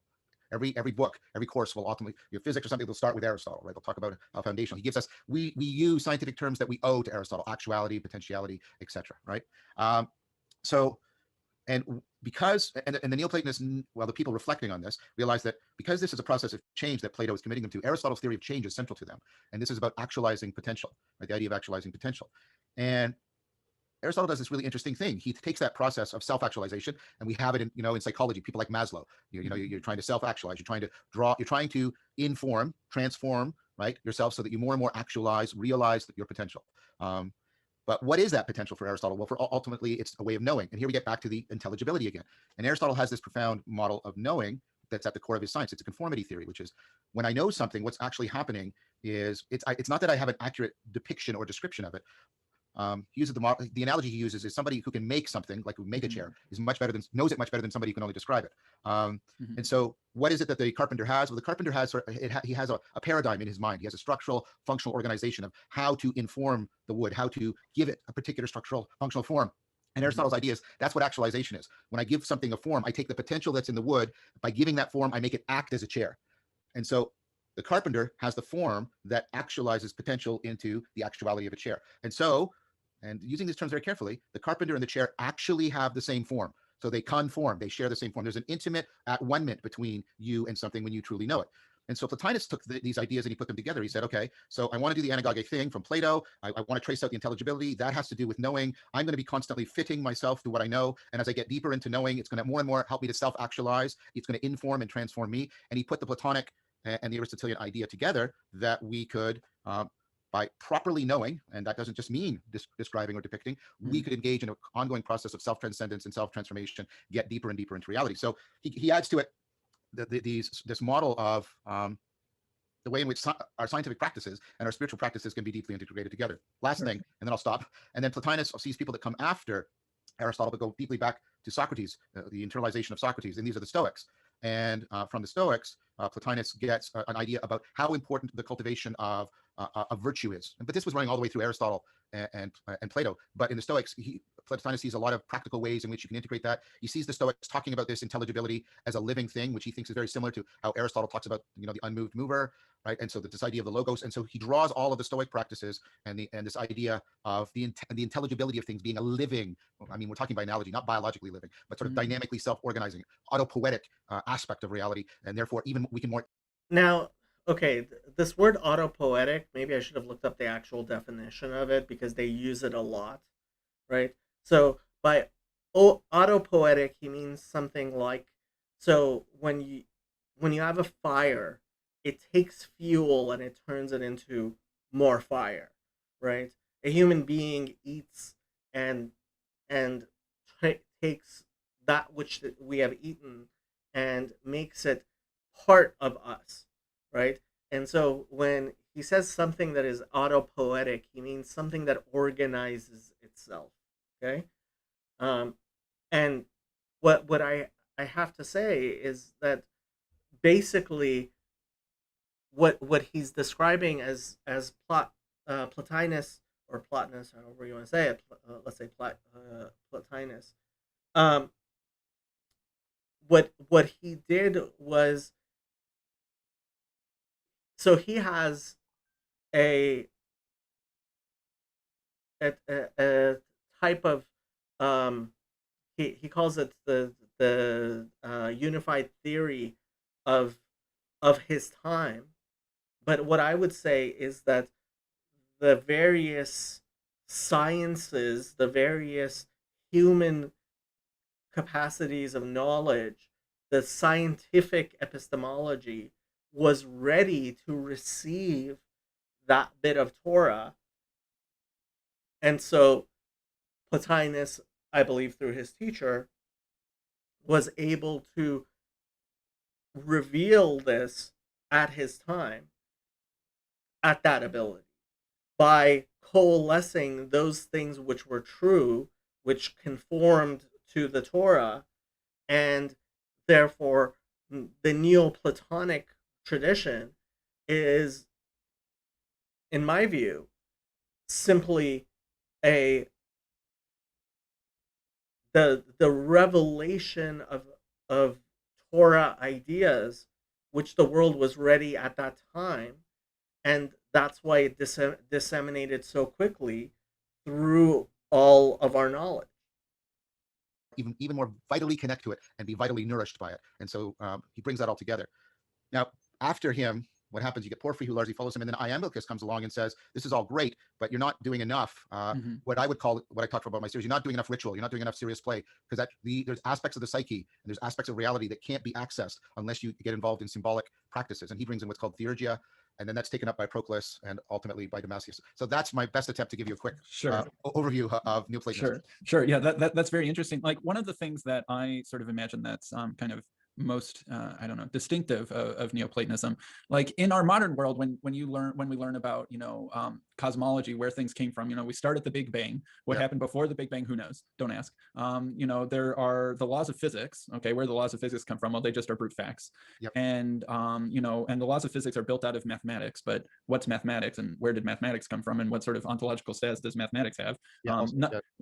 Just completely left aside in modern education. Like, we have science and math that just is, takes those things as assumptions, and maybe philosophy classes will deal with those sorts of things a little bit, but they in my experience, they normally talk about it and in sort of like here are a bunch of different things that people used to think kind of way. It's very rare. Like, there was a good conversation between Sir Roger Penrose, the physicist, and William Lane Craig, where they got into these sorts of questions. I would recommend anyone listening to go find that lecture, but it's very, very rare that physics and metaphysics seem so separate in our world. But in the Neoplatonic world, they, from what I can tell, and you can correct me if I get sort of the details of this wrong, they had the metaphysics and the physics coming together. It was like there was this cascade where everything starts sort of at the one, or the good, which is almost utterly beyond even being able to talk about. It's sort of, it's both being and almost not being at the same time. It's almost utterly indescribable. It pretty much escapes language and comprehension, but we can kind of talk around. Because God is infinite, right? Anytime you describe things, when you talk about God, even when you use the name of God, whatever name you use for God, all of that is something that is finite, right? And God is infinite. And the finite cannot contain the infinite, right? That which is created has to be at least in the sense that it was created less than its creator, right? And this is why God, I sometimes say that the concept God is like the variable x as opposed to a number, right? Because what we have to understand is God is beyond, right? God is all of the numbers. God is everything. God is infinite, right? And when we talk about the number, the variable x, we're talking about an infinite line of numbers, right? And we are referring to that infinite yet bound in some way, right? And you can expand that into a matrix, right? You can but ultimately the concept God is so infinite that it is ineffable, right? It is not something you can talk about. It's beyond everything, because you're going to have to create a finite vessel that contains infinity, and you can't do that. You can only approach the limit of infinity, and that we have our attempts at getting there, which is only possible through revelation. Yet, when we say God is beyond anything we can do to say God. right? God is beyond all of that. And that's why God is ineffable. And God must be ineffable, right? around it or talk negatively about it to kind of imagine it.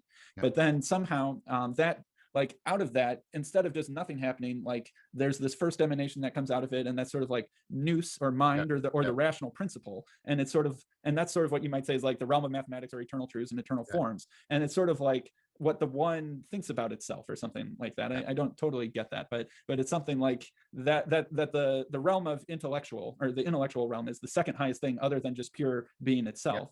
And then somehow then the next realm or rung on the hierarchy is like soul, which I kind of understand is like the animating principle, right? Like the intellectual realm has all of the eternal truths, but it's sort of not like in motion, right? It doesn't change. It's not active. It's just always itself. So to give you a more Jewish concept of what's going on here, he's talking about the Seder Hishtalshalut, right? The cascade that needs to go from the infinite, right? From God as he eternally is, in order to manifest all the way into a stone, right? Which is about as far away from godliness as we can consider, right? So, first, there had to be the tzimtzum, right? God had to create this impression of God not being everywhere at all times, completely overwhelming everything, so that there could be the other, right? And so that's the tzimtzum. And then God starts revealing himself into this darkness, this otherness, right? And so God is that infinite light that is being slowly introduced into this darkness. Okay? And that light has to go through Hishtalshalut, has to go through a cascade of being more and more and more limited until it is possible for that stone to contain the amount of light that it as a vessel is capable of, right? So there is the whole Seder Hishtalshalut, right? Which starts with the Igulim and Akudim and goes through all of the worlds, right? All of the worlds beyond emanation, Atzilut, right? Which not even going to talk about that until it reaches finally the worlds of Atzilut, of emanation, and then there's a huge break because Atzilut is still, emanation is still completely, right? Completely goodness and godliness. And then there's a break until we get into the worlds of Yetzirah, the worlds of formation, right? Yetzer. And there starts to be, right, this confusion, and it it goes another level, right? And so the shattering of the vessels is actually only happens from Yetzirah on down. In Bria, there's not even the shattering yet, right?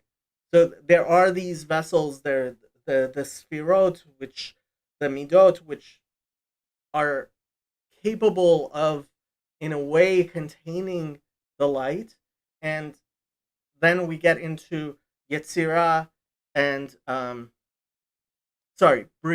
Yetzirah, of creation, then Yetzirah, then formation, then Asiyah, action, right?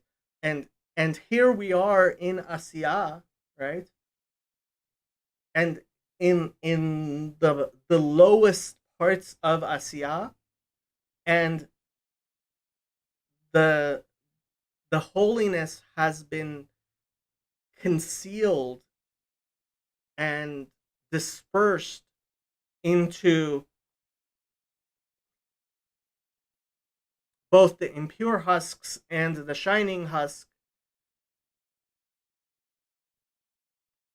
That's the metaphysics that he's trying to explain using the various words. And I've never studied Plotinus. I don't know how the Greek, the stuff they talk about, because honestly, I just think, you know, in all the ways that it fails to um, conform to Torah is its failure and its being wrong. It's always true, right? The Pythagorean theorem isn't really alive, it's just always the Pythagorean theorem.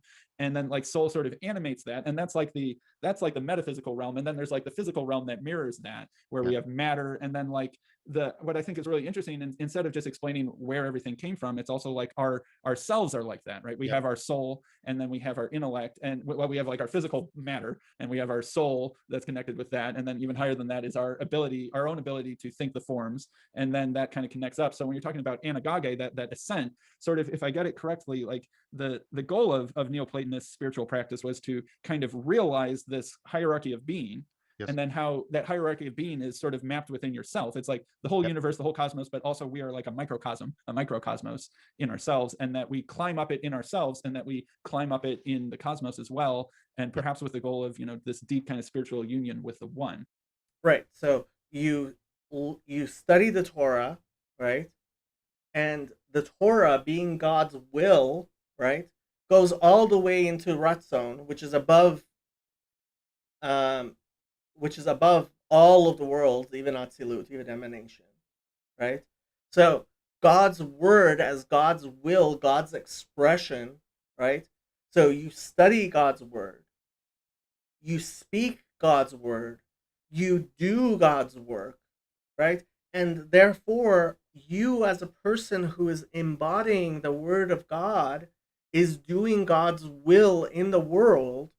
Becoming nullified, what you want to do is nullified to what God wants you to do, right? That is the concept of becoming a chariot, right? And the seven shepherds were chariots, right? And each person, our level of revelation of godliness is through our conformity to the will of God, right? The more you conform to the will of God, the more you are revealing God through your thoughts, speech, and action. You are doing what God wants. You become nullified to God. You become a revelation of God. And I was wondering if, because our cosmology seems so disconnected from spirituality in the modern world, is there any sort of way that you make use of that kind of old Neoplatonic integrating of those two things now to kind of answer those questions of, well, why is there math? What is math? Why does that seem to connect to physics, et cetera? Yeah. So thank you. Yeah. That what's called the procession and the return, and then what you described, the microcosm, macrocosm. That's that Aristotelian conformity integrated with Platonic anagogy. That's exactly it. Mm-hmm. And so, well, let's flip it the other way around. Let's start from sort of the scientific worldview and say to even let's say the physicists, why are you trying so hard to integrate relativity with quantum mechanics? Mm-hmm. Why does it bother you? This is Eric Weinstein, right?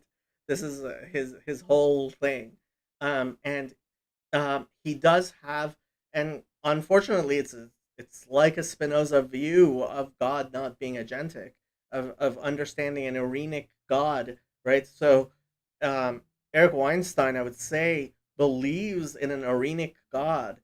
He simply doesn't believe in an agentic God, and yeah, that is where Spinoza leaves from Judaism. So much that these theories can't be integrated. And what is your faith that there is an integration to be found? And this is the Neoplatonic idea, right? That when things are intelligible and they also have their existence to the degree to which they are one. So we think of, right, we think of a pile of stones as not typically even a thing, right? And it, right, whereas, you know, a dog is integrated, and it's therefore it's a real thing for us. It's not just a collection of things. It's a real, and so whenever anything is understandable, it means we can, like, think of it like it was originally interstanding, but it's now understanding, but they both work. When we can find something that integrates a bunch of things together, then we understand it. Now that's how we know it. We know it by finding a oneness, a unity. That's why the scientists are pursuing. We've got to somehow integrate quantum mechanics. So when you see the one, and God is one and his name is one, right? So when you see godliness, when you are able to identify the godly purpose of anything, right? You help unify it with God's will, and you turn the world into God's kingdom, right? So that his kingdom shall, so his will shall be done on earth as it is done in heaven, right? You bring, by learning Torah, right? By studying God's will, right? You then become capable of recognizing godliness in the world, of enacting God's will in the world, becoming one, right, in a sense, with God, right? And all of this and everything we do is for the purpose of unification with God's will, right? L'shem yichud. We do everything in order to make God's will revealed, enacted, embodied, incarnate in this darkness, right? We are drawing the light down all the way into Tachtonim, into that which is the lowest, right?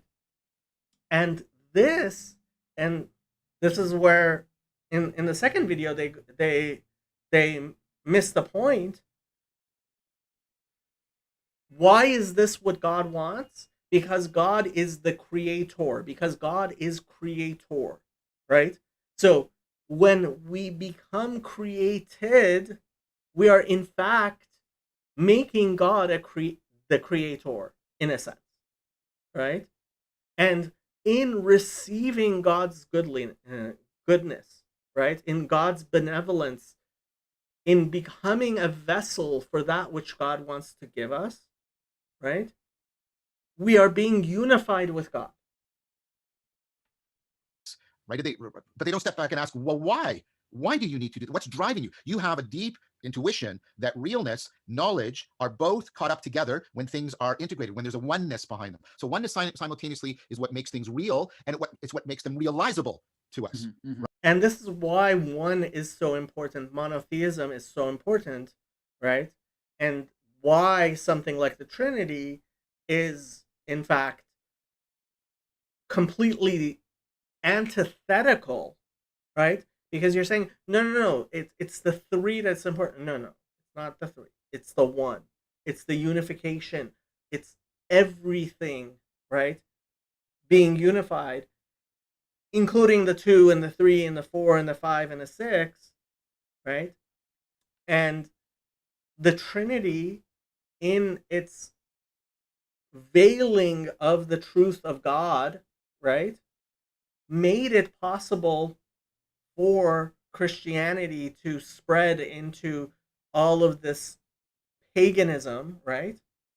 And ultimately, Christians are going to be able to see through that to the oneness of God, right? And recognize what it really means to be the Messiah, what it really means to be a human who incarnates the Word of God, right? In the final formation. So it is Christianity is a preparation towards monotheism.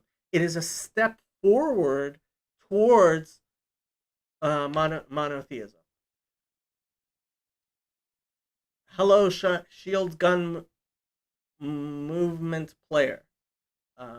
Right. And so, and then what are these laws? Well, they're ways in which, in which the possibility of things, and this is where Whitehead and other philosophers are helpful, where the possibility of things are really being shaped. So equal MC squared isn't an event. as you said, it doesn't exist anywhere. It's not an event, it's not a thing, it's location. It's a way in which the possibilities for how things can unfold is being shaped. But when you start to get into the math, you start to say, but you want all the math, all the shapings. Although I do have to say, Vervaeke is a non-theist, and he has a whole community of atheists and non-theists and stuff. So it's not merely religious people who are looking into this. To ultimately be integrated. They talk about, I want to get one single equation that I can put on a t-shirt. Well, why? Because you have a sense that all of these things are aspects of a deeper, more transcendent, more affording, more grounding intelligibility. Yeah, that makes sense. Yeah. Yeah, you can see. I'm sorry, I have it at 1.5 speed. I do recommend the original video, but you know, it's already taking forever, and it's going to be the Sabbath in a little while. The Neoplatonism right at the core of it. Okay. Right. Now let's go back down. And so physis, you know, and what you like, yeah, it means how things emerge from themselves. And what science is more and more, especially like cognitive science and biology, which like these are the areas you should pay attention to where you want to see where the cutting edge of science is. Physics has a kind of prestige, but physics hasn't been really theoretically innovative in like 40 years. That's why they really need the integration I was talking about earlier, because they're at an impasse. But if you look in you know, biology, and you look even in chemistry, but especially biology and you know, cognitive science, the idea of emergence is becoming really powerful. And what's the idea? It's this powerful idea. You take a bunch of separate things, and if they are self-organizing, if they restructure themselves spontaneously, you'll get new emergent aspects of reality. So I'll use the standard and somewhat hackneyed example: hydrogen at room temperature is a gas, oxygen at room temperature is a gas. It nourishes us as a gas. Oxygen, hydrogen doesn't do anything for us, right? But when they interact with each other, they form a new structural functional organization, water. And water is a liquid. It has a whole bunch of different properties, and it's nutritious to us in a completely different way than oxygen is, right? And so, where is this coming from? And a Neoplatonist would say, well, what's happening is as you start to bring more form into things, you actualize more. Yes, that is a lobster. That was a gift from a friend. It's a Jordan Peterson thing. Of the potential, and you bring out more of reality, right? More of what's potential in reality has been actualized. Water is real, right? Water is real, but try and think about it this way. There's aspects of the world that wouldn't be disclosed to us unless water was realized. We can realize, oh, the universe is this kind of universe because it's a. So disclosure, that's the important thing. Look up. So the lobster is a Jordan Peterson thing. Look up Jordan Peterson. Universe in which water can exist, and then it's a universe in which life can exist, and it's a universe in which cognition can exist, right? And what you do is this emergence makes you realize, oh, the depth that I have to attribute to the universe in order to account for this orderly emergence. So that one, that's right. That one is not just some amorphous blob. It is something that is underwriting and affording all of this complex structure that the emergence is revealing. So this is the Neoplatonic return. Everything is returning to the one. Everything is getting more and more actualized and disclosing to us the profundity of revelation of godliness.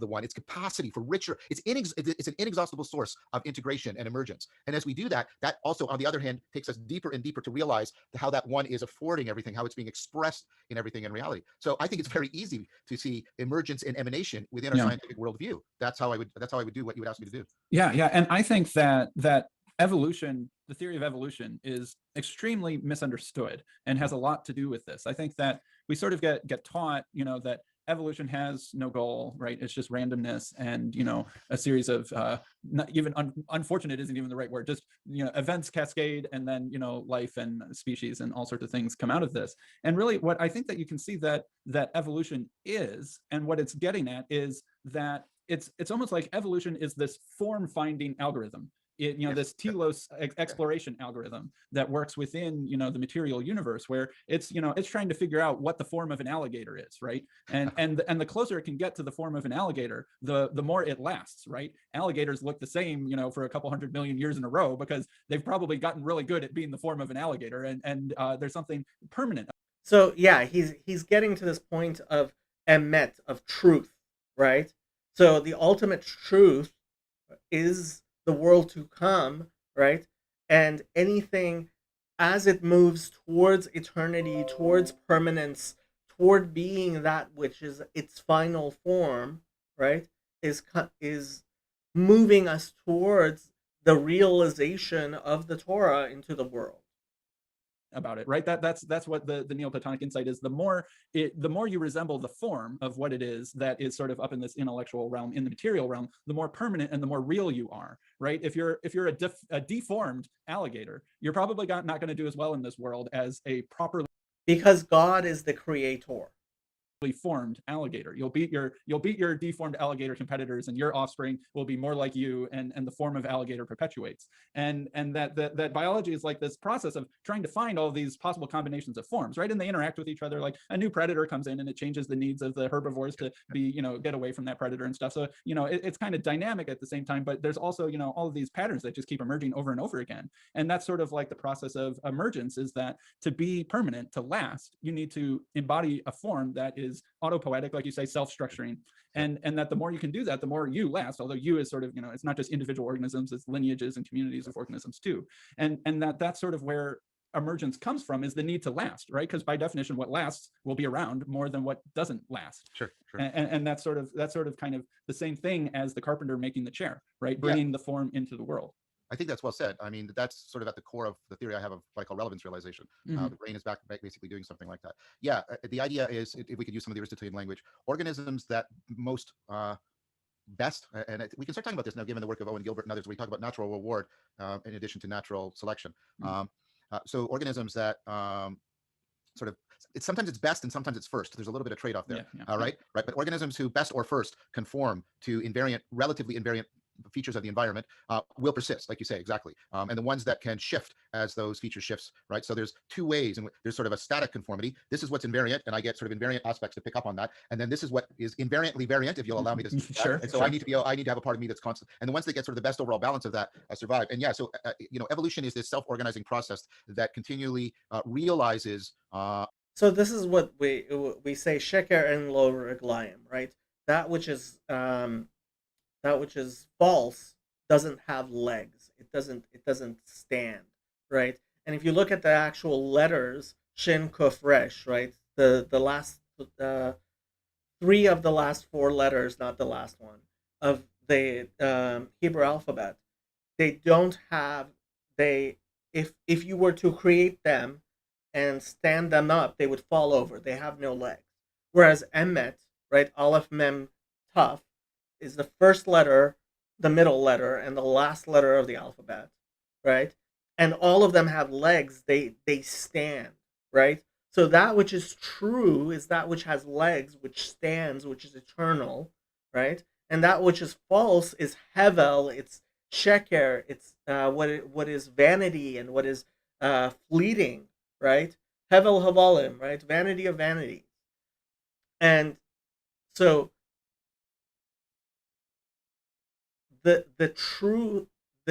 that which is true embodies that which is eternal, which is God.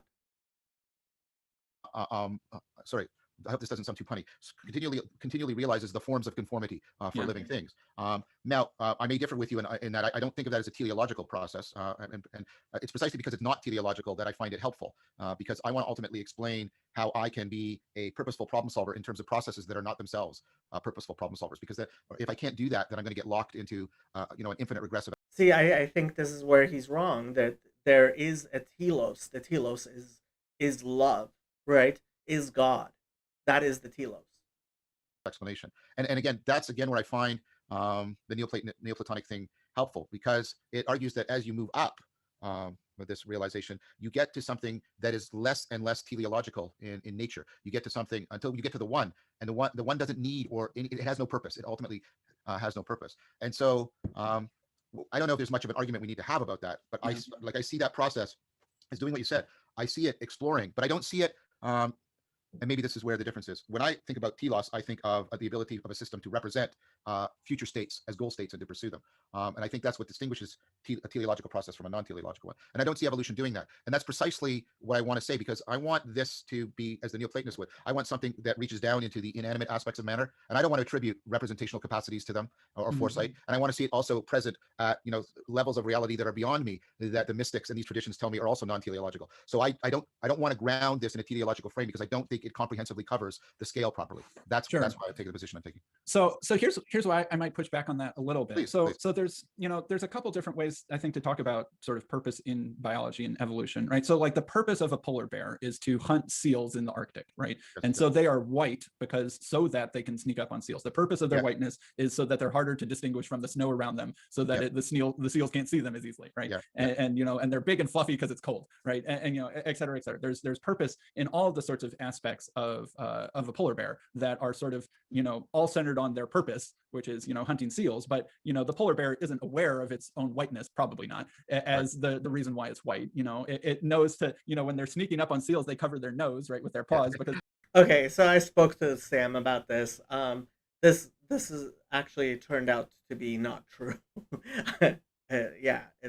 their nose is black. But they probably And unfortunately, PVK decided to clip this part, so this is going to get disseminated all over the place, and people are going to completely misunderstand. No, there's never been a case of anybody seeing a polar bear actually cover its nose. That would be a very weird way of trying to sneak up to a seal. don't know why they do that sort of thing, right? It's like at the level of instinct. So well, I'm sure there's, you know, polar bears are probably, you know, more, well, they have some level of cognition and that sort of thing, but there are purposes that are not in their own mind that they're acting out. And I don't think that you would disagree with any of that. But I feel like it's almost like the theory, the process of evolution, the mechanism of evolution, the ability to encode a form, right, in sort of, you know, DNA and that sort of thing, and then to translate that into a form, into, you know, there's the DNA of a polar bear, which can get translated into an actual polar bear, and then, you know, the polar bear has more polar bear offspring if everything goes well. That mechanism of, you know, information, embodiment of information, but also the search algorithm, right? You know, each child's a little different. There's some randomness, and the randomness is useful, right? The randomness is because the environment changes, or we're not a perfect polar bear yet. There's still room for improvement in polar bearness, and that it's this. It's almost as if the purpose of evolution is purpose itself, right? Like there are a lot, you know, there's the purpose of an alligator, the purpose of a beetle, the purpose of a maple tree, the purpose of all of these different things. And they have lots of different sub-purposes and make their livings in lots of different ways. But it's like life itself is searching for purpose itself, I would say. And that, you know, there's nothing, the process of evolution isn't thinking this, right? It doesn't have a mind in that sense, but it is almost like it is the bottom up, you know, emergence of purpose itself.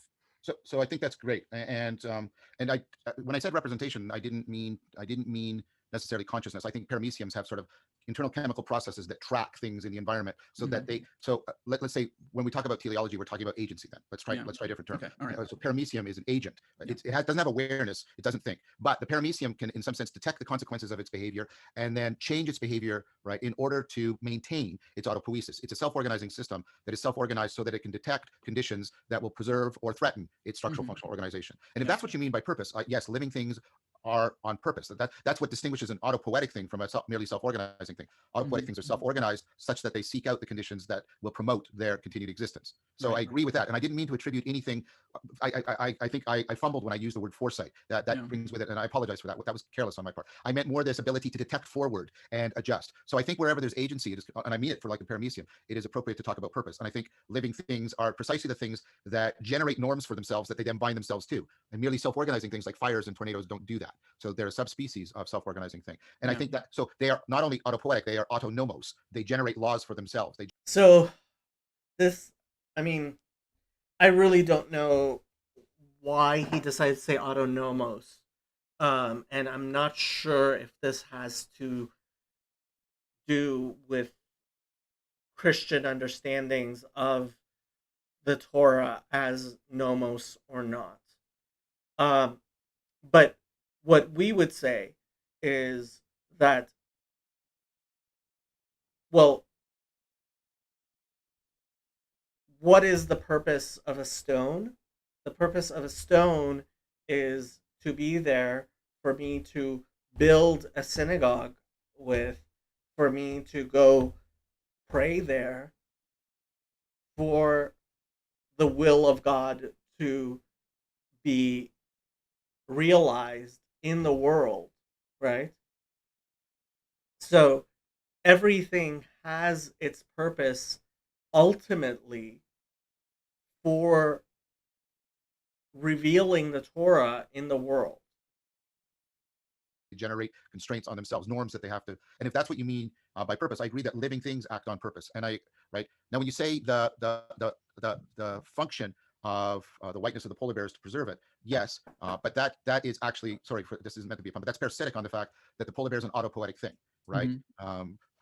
Because the polar bear is struggling to survive, right? If it's this way, that functions for the polar bear to do that. It's appropriate to say that it meets a need that the polar bear has, but I don't think it's appropriate to talk that way about tornadoes or hurricanes or fires, right? And we do talk that way with the fire needs wood. No, the fire doesn't need wood. We need wood if we want the fire to continue. But the fire isn't trying to keep itself. It isn't seeking out the conditions. Sure. So I don't think fires act on purpose, right? Now, when you say that evolution is acting on purpose, I think this is closer to the kind of work on teleology. And if you're moving in that direction, Sam, I'm in agreement with you. What I was criticizing earlier is what I take to be what many people mean when they talk about evolution being teleological in nature. Yeah. So Dennis Walsh talks about the fact that, let's use your polar bear, the whiteness it doesn't make things happen. It's not an action on purpose, but it's conducive, right? It's conducive to the polar bear surviving longer. And he says, if we want to talk about teleology as conducive rather than as like something analogous to an action, then he says we have to think about the fact that, as you said, it helps us to explain why there are polar bears around. The polar bears are white, and that's conducive in a white environment to them being survival.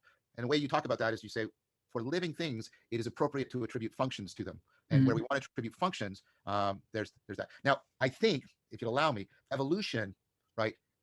Evolution itself isn't purposeful, but it's functioning for the purposeful nature of the living things within it. That's how I would think about it, right? So this might seem slightly irrelevant to our original thing, but I'll tie this back in sort of an interesting way. I saw a debate discussion between Richard Dawkins and Brett Weinstein one time. Yep. If you haven't seen this debate, there's a very poor version on YouTube. I highly recommend watching it.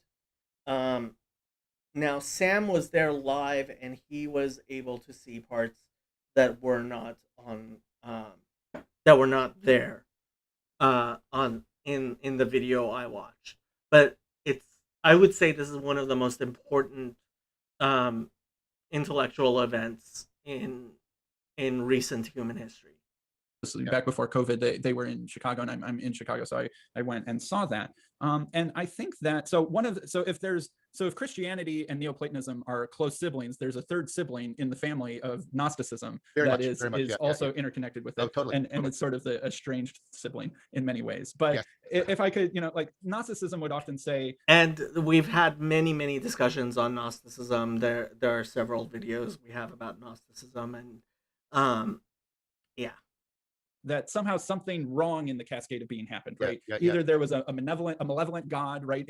Subordinate to the main god, or some god acted in ignorance, or either badness or ignorance or something. You might want to, if you're interested, I had a conversation with Burn Power, the anatomist. It's on my channel in the conversations playlist, and it's probably the second most viewed video on this on my channel.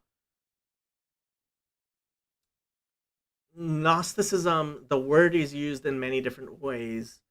We, in this corner of the internet, have had enough discussion of it that I would say we've settled on creating either an absolute break between the spiritual and material, or even describing an antagonistic relationship between the spiritual and material. Whereas I would say what would be called Neoplatonic is that the material is an incompletely ordered emanation of the spiritual, and that there is a telos of actually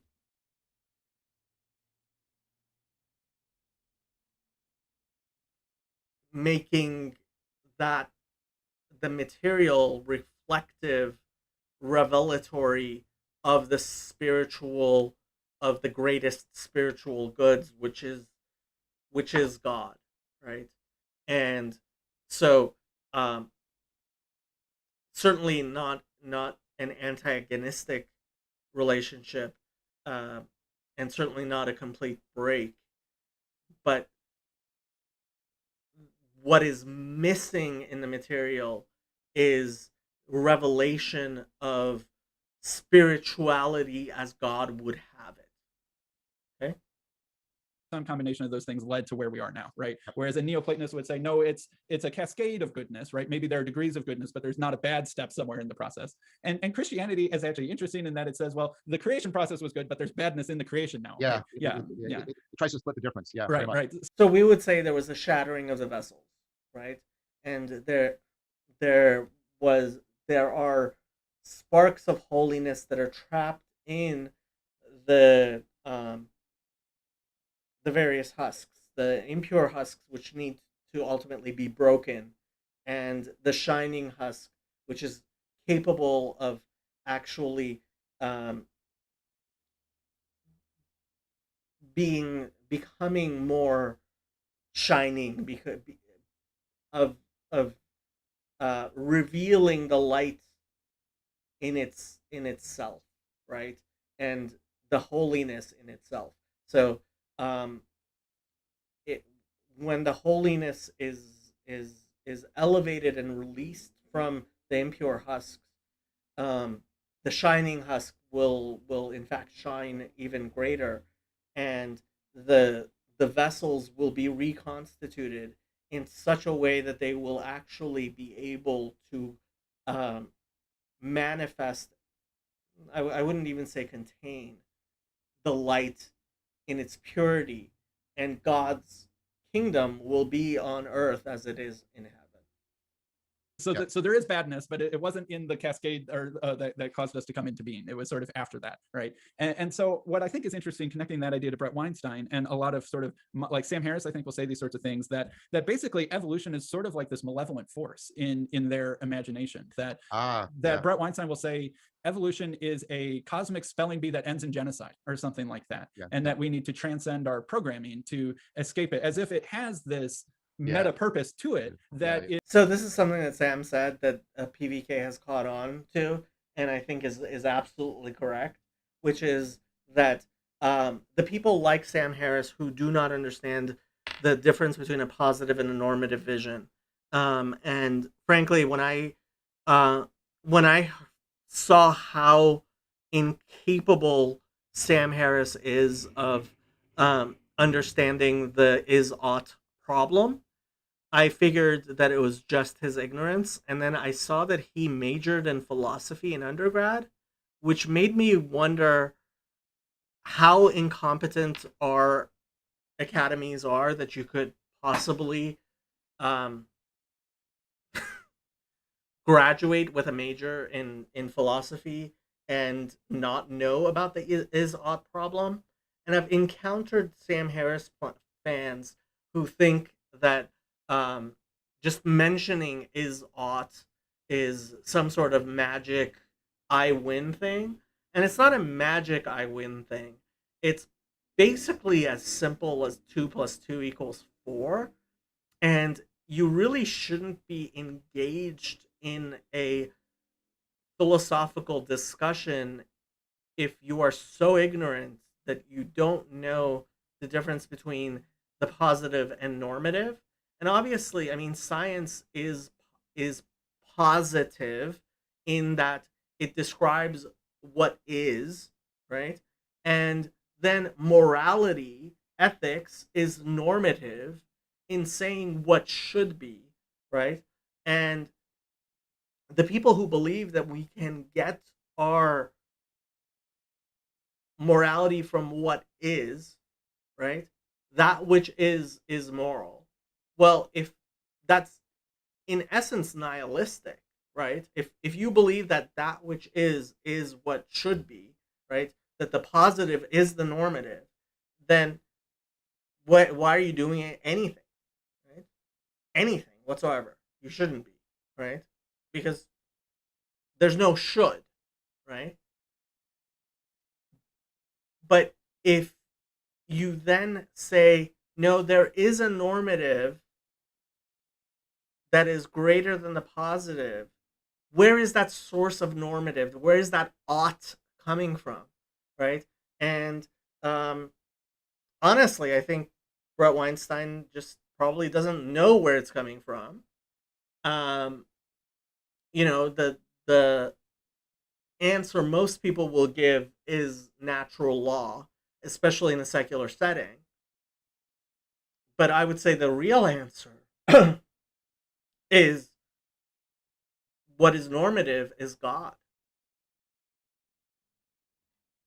Is somehow we can recognize as evil from where we're standing now. That's And I think that it's strangely Gnostic awesome. Yeah, in that totally. kind of way. So, totally. And I think that's brilliant what you're saying. Brilliant. and it's sort of like so we need to transcend our programming. Okay, so like, how are we doing that? Like the Gnostics at least said we can hopscotch the bad God to get back to the good God, right? Right, right, Yeah, right. we were made by a bad God, but perhaps our soul or our mind or something is good, and we need to, jump back up the ladder to the good rungs and escape the bad rungs. But without anything like that, I don't understand how sort of the kind of pretty strictly materialistic evolution is a malevolent force that has there's something in it that desires badness. It desires genocide, it desires death, it desires competition, it desires, conquering of the fittest and that sort of thing. Yeah, and Stanovich does something within cognitive psychology very similar. He talks about the robot's rebellion. He's very influenced by Dennett's idea of means, and Dawkins' selfish gene. But what I can say again is biology, cutting edge biology, philosophy of biology is really abandoning those models to a very significant degree. I agree with you, and it sort of reminds me of Jung's idea that the default spirituality of human beings is Gnosticism, because it's a way of projecting a narrative that redeems you from your insignificance and your powerlessness. It gives you a central role. And I have a very ambivalent attitude towards Gnosticism, because I think I agree with Hans Jonas. The Gnostics are sort of like proto-existentialists. They're talking about how we often find ourselves caught in sort of existential ignorance and existential inertia. We're stuck. That's a common thing people say when they go into therapy. We're stuck and we don't know how to get unstuck, and we don't know who we really are. And so we seek gnosis. We seek the kind of knowing, deeply participating in ourselves that will heal us from our existential inertia, our existential ignorance. So I'm very interested in gnosis, and I'm interested in the Gnostics because they were creating this mythos that were trying to give expression to that. But I'm also very critical of them because they're sort of like you said, it's a pervasive temptation of human thought that puts us into what Jules Evans calls conspirituality. There's a grand conspiracy, right? And spirituality is a response to the grand conspiracy. And so I really appreciate what you just said. I thought that was really beautiful. And first of all, it shows how people like Weinstein and others are deeply, deeply spiritual and even mythopoetic without realizing it. So congratulations on that. I think that's a very well said thing. I'm gonna keep that. I've made similar arguments about similar aspects, but I think that was beautiful. And that's precisely what I think is wrong. I like your idea. Let's be clear. There's maybe some disagreements about the finer details of how we're going to use the term teleology. But your idea of evolution as this thing, right, that is exploring the search space of possible forms and realizing them, realizing them, making them real, right? I agree totally with that. And therefore, there's something deeply conformable between how our cognition is doing. Look, even in your attention, there's a part of you that's trying to vary your attention by distracting you out. And there's a countervailing part of you that's trying to focus your attention in and ignore most of the. So you're doing like evolution, variation, selection, variation, selection. You're doing it all the time. It's helping you realize what you should pay attention to. So there's something deeply conformable between the guts of your cognition and the guts of what Neoplatonists would call nature suke. Perhaps on different time scales, right? It's sort of practical, right? Like I can man, should I go have this for lunch, that for lunch, that for lunch, that for lunch? Well, I want that for lunch, right? Variation, I select it, right? And that happens in my mind in a second. But the process that's given rise to us has taken millions, who knows how many millions of years, right? But it's a fractal, cascade of the same process. Exactly. And what evolution has done is it's instantiated itself in the way our brain can accelerate that process, so that we can actually conform to living things and a living environment in a very adaptive and powerful way. Yes. And sort of seeing that as malevolent, I mean, I think that's a mistake. And again, that's why I don't like to sort of attribute teleology, because then you can attribute malevolence to these processes, and you can start thinking about them in a narrative fashion, which I think puts us. I think where I disagree with him is we have to be able to recognize the way in which the world exists, which is not as it should be and as it could be, right? And honestly, it goes back to the alcoholic's prayer, right? God, give me the strength to change that which I can, the grace to accept that which I cannot, and the wisdom to know the difference, right? And there is that shining city on the hill, right? There is that telos, that ultimate should, which is described as the messianic era in the Torah, right? there is the world as it exists, and we are God's agents as we, and I don't mean this in terms of agency, but I mean this is in terms of um, designated representatives in manifesting what should be into what is. Into the wrong frame. Mm-hmm. Now, I think, well, let's do it at the cognitive and then go back, because I propose replacing that with what Evan Thompson calls deep continuity. There's a deep continuity. There's a conformability between the fundamental principles governing my cognition and those governing like evolutionary processes, living things, even self-organizing things, because it's the self-organizing nature of my cognition that allows me to track self-organizing systems in the world, et cetera, et cetera. Now, here's the thing. Let's take that attentional thing. You can't pay attention to all the information. It's combinatorially explosive. And what you can't do is check it and say, should I be paying attention to that? Should I? Now, what you do is you do some variation, some selection, and there's kind of, I don't want to anthropomorphize, but I don't have a better verb, in the hope you're making a bet that will zero you in on some of the most important patterns in your environment. Right. And that's what makes you adaptive. But precisely by having you ignore most of the patterns and most of the information. So the very processes that make you adaptive also make you prone to bias and self-deception, because sometimes you're not paying attention to the right thing. You'll sometimes realize that, and that's what the aha moment is. Like, oh no, I'm framing this completely the wrong way. I'm treating that as important when I should have been treating that as important. That's the sort of you're aware of the self-correcting nature. But here's the lesson, and this is sort of a Buddhist take on it. The very processes that make you adaptive make you vulnerable to self-deception. This is called the no free lunch theorem. This is a mathematical inevitability about how these processes have to work. And to attribute malevolence to that is to impose an improper narrative frame on something that is not operating narratively. It's operating at the level of noesis, the nous.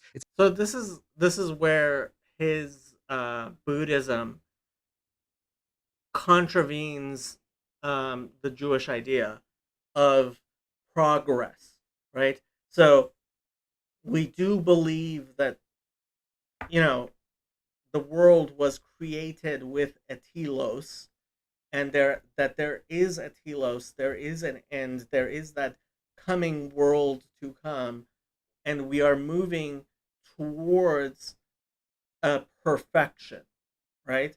And this, I mean, the scientific view is that there's entropy and there's eternal decay, and you know we aren't. I mean, he says no free lunch, but I think he actually means beyond that. He means that ultimately there is going to be, the the entropy, the destruction of everything. And I have to disagree with that. It's operating at the level of the mathematical forms. That's Mhm. where we should be thinking about it. So I think they're making sort of a fundamental category mistake. They're not seeing things.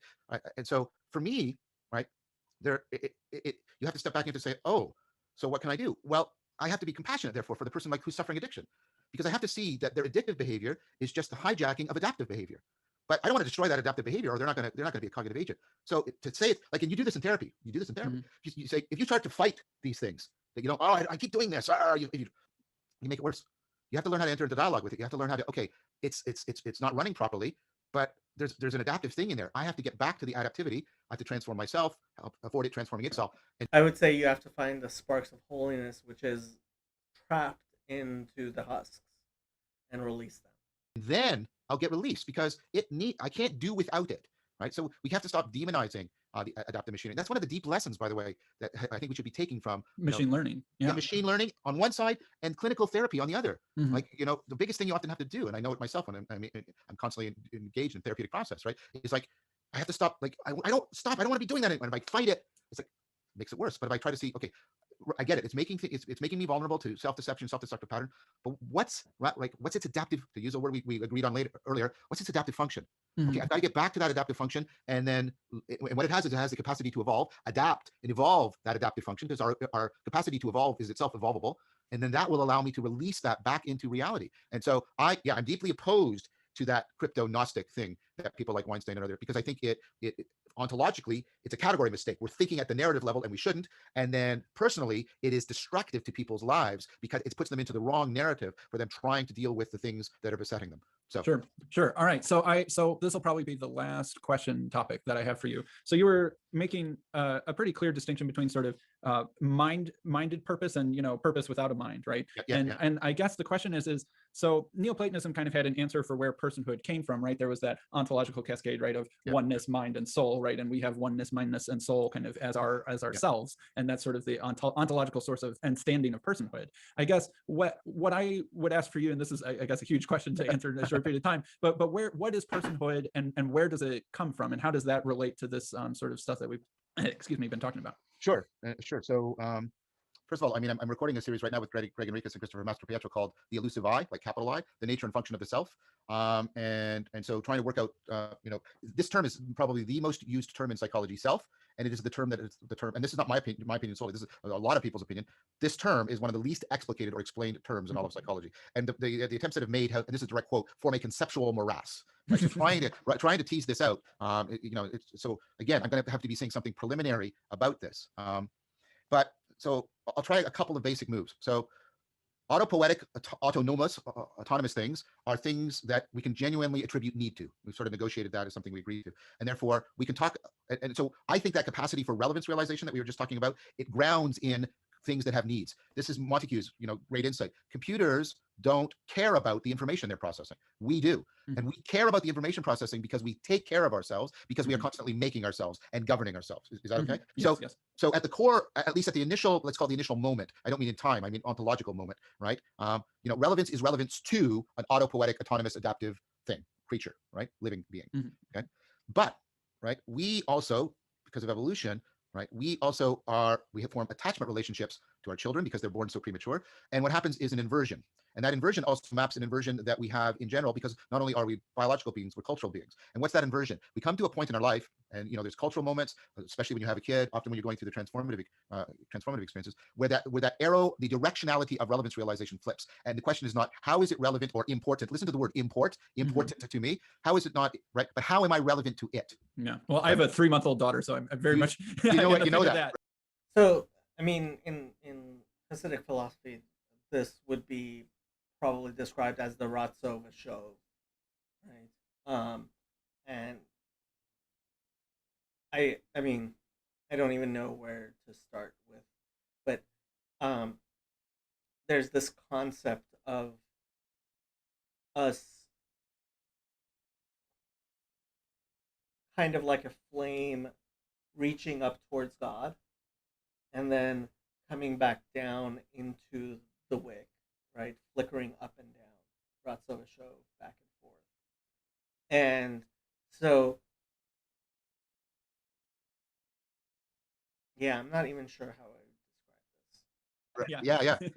Yeah. And when you ask people about meaning in life, what does our culture tell us is the most crucial thing? Purpose. Well, purpose is how things are relevant to me. Purpose matters, but it's not the sole or even the most important thing to your sense of meaning in life. There is coherence, that intelligibility we talked about. You need that. You need to be connected to intelligibility. And then that and beyond that, significance. You need those connections to sometimes be deeper, profound. They don't have to always be deeper, profound, but they sometimes have to be. You have to have a sense that intelligibility has depth to it, right? And then mattering. You need to have your direction of the arrow of relevance go this way. You need to be relevant to something that has a realness and an intrinsic value beyond your egocentric concerns. And you're having it with your 3-month-old right now. Yeah. We also have it with our culture in general. We also are now sort of trying to get sort of towards our world in general. Okay, so what happens is the machinery starts with what's called self-relevance, how things are relevant, right, this way. And there's lots of emerging research that is like the glue of the psyche. That is, so my proposal that this is central, right? But what happens is, right, and I think that has the capacity to make you kind of a proto-self or some kind of self. And we know that other organisms, other animals have some kind of self-awareness. But you get a flip from importance, if you'll allow me, to transcendence. And that is the flip in which we are concerned to matter, to systems, and to people greater than ourselves. And I think as you, in the situation of your child, I can't remember if you said it was a son, it was a daughter? Daughter, yeah. You're experiencing agape. You're not loving them for how you can import them into you, or you're not loving them because you can cooperate in reciprocity. You're loving them because your act of loving them helps them become a self and ultimately a person. It's a person-making activity. Right. So I think when the in Hebrew, to love is to give. Arrow turns this way, and it is agapic, we are simultaneously taking on the role of making persons, and we are also retrospectively or retroactively also becoming persons. So a person is a self that is agopically oriented to mattering to other selves within shared systems of intelligibility. That's how I would say it works. Sure, sure. I like that. Yeah, my daughter can smile back at me sometimes, Yeah, but that's about the only reciprocity in the relationship at the moment. So yeah, I really like that you have a video on Christianity in your Awakening from the Meaning Crisis series, and that idea of agape as sort of, I don't know, the force or the act of making a person out of somebody is really insightful. I really enjoyed that. I guess the question that leads, and sort of the Neoplatonic way, is so where does the agape come from, right? If agape, if I can make a person out of my daughter, and my parents made a person out of me, and my wife and I make persons of each other, and that sort of thing, it would then seem to need some ontological source above ourselves to make ourselves a self.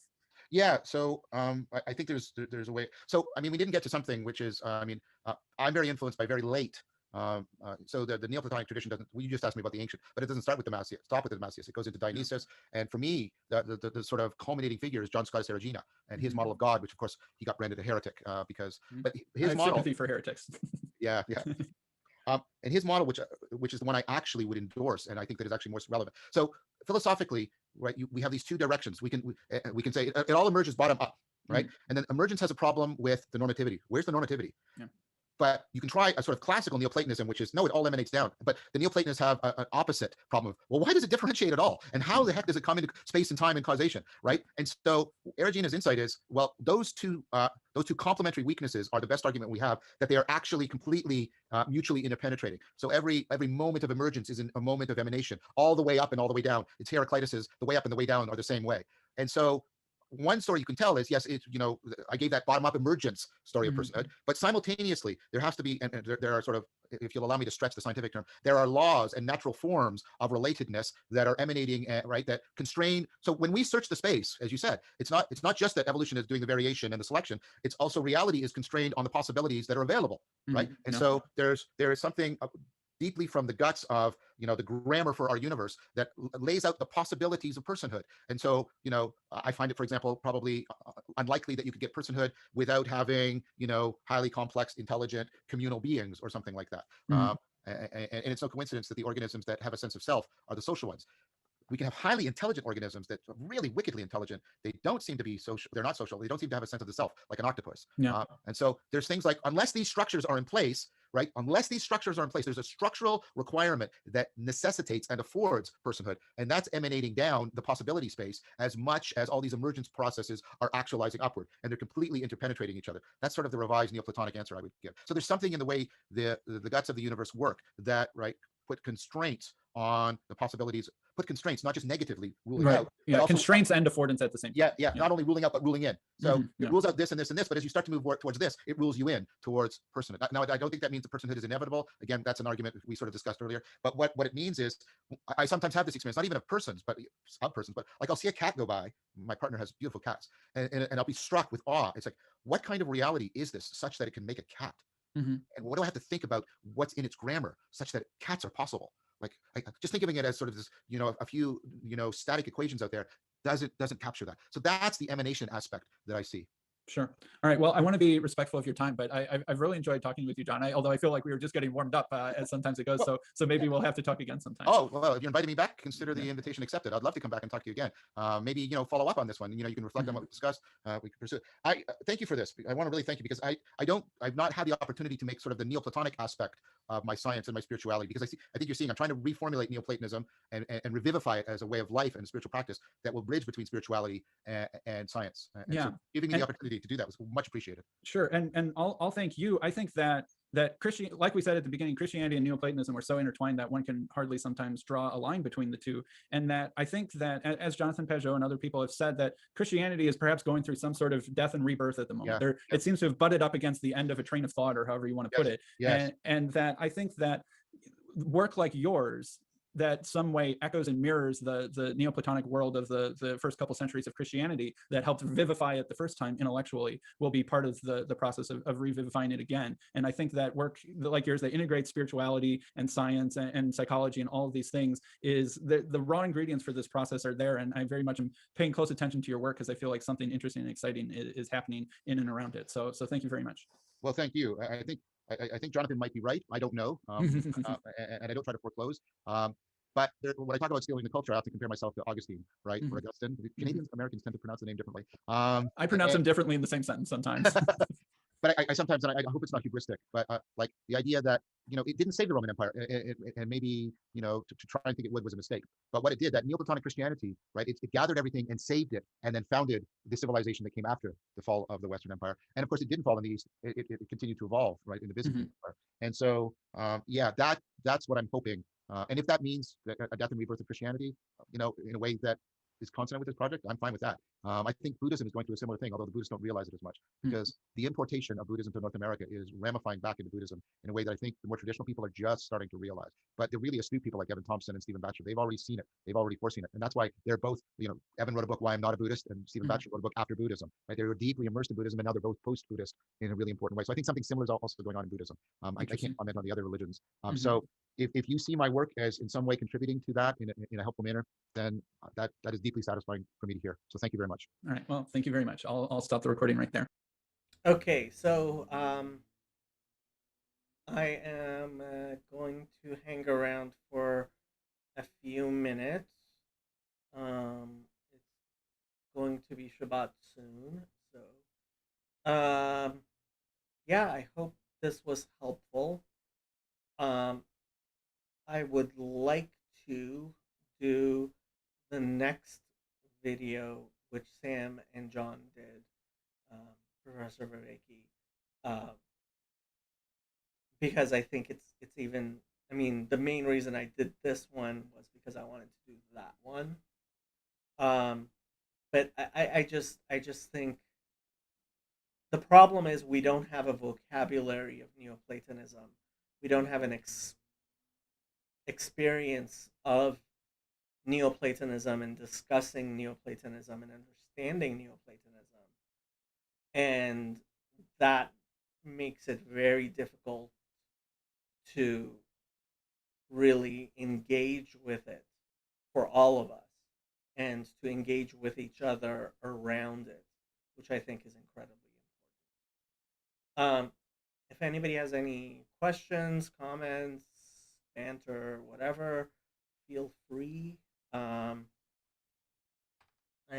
gonna hang around another 10 minutes or so and try to answer some of these messages I got and do stuff maybe. So I'll be here.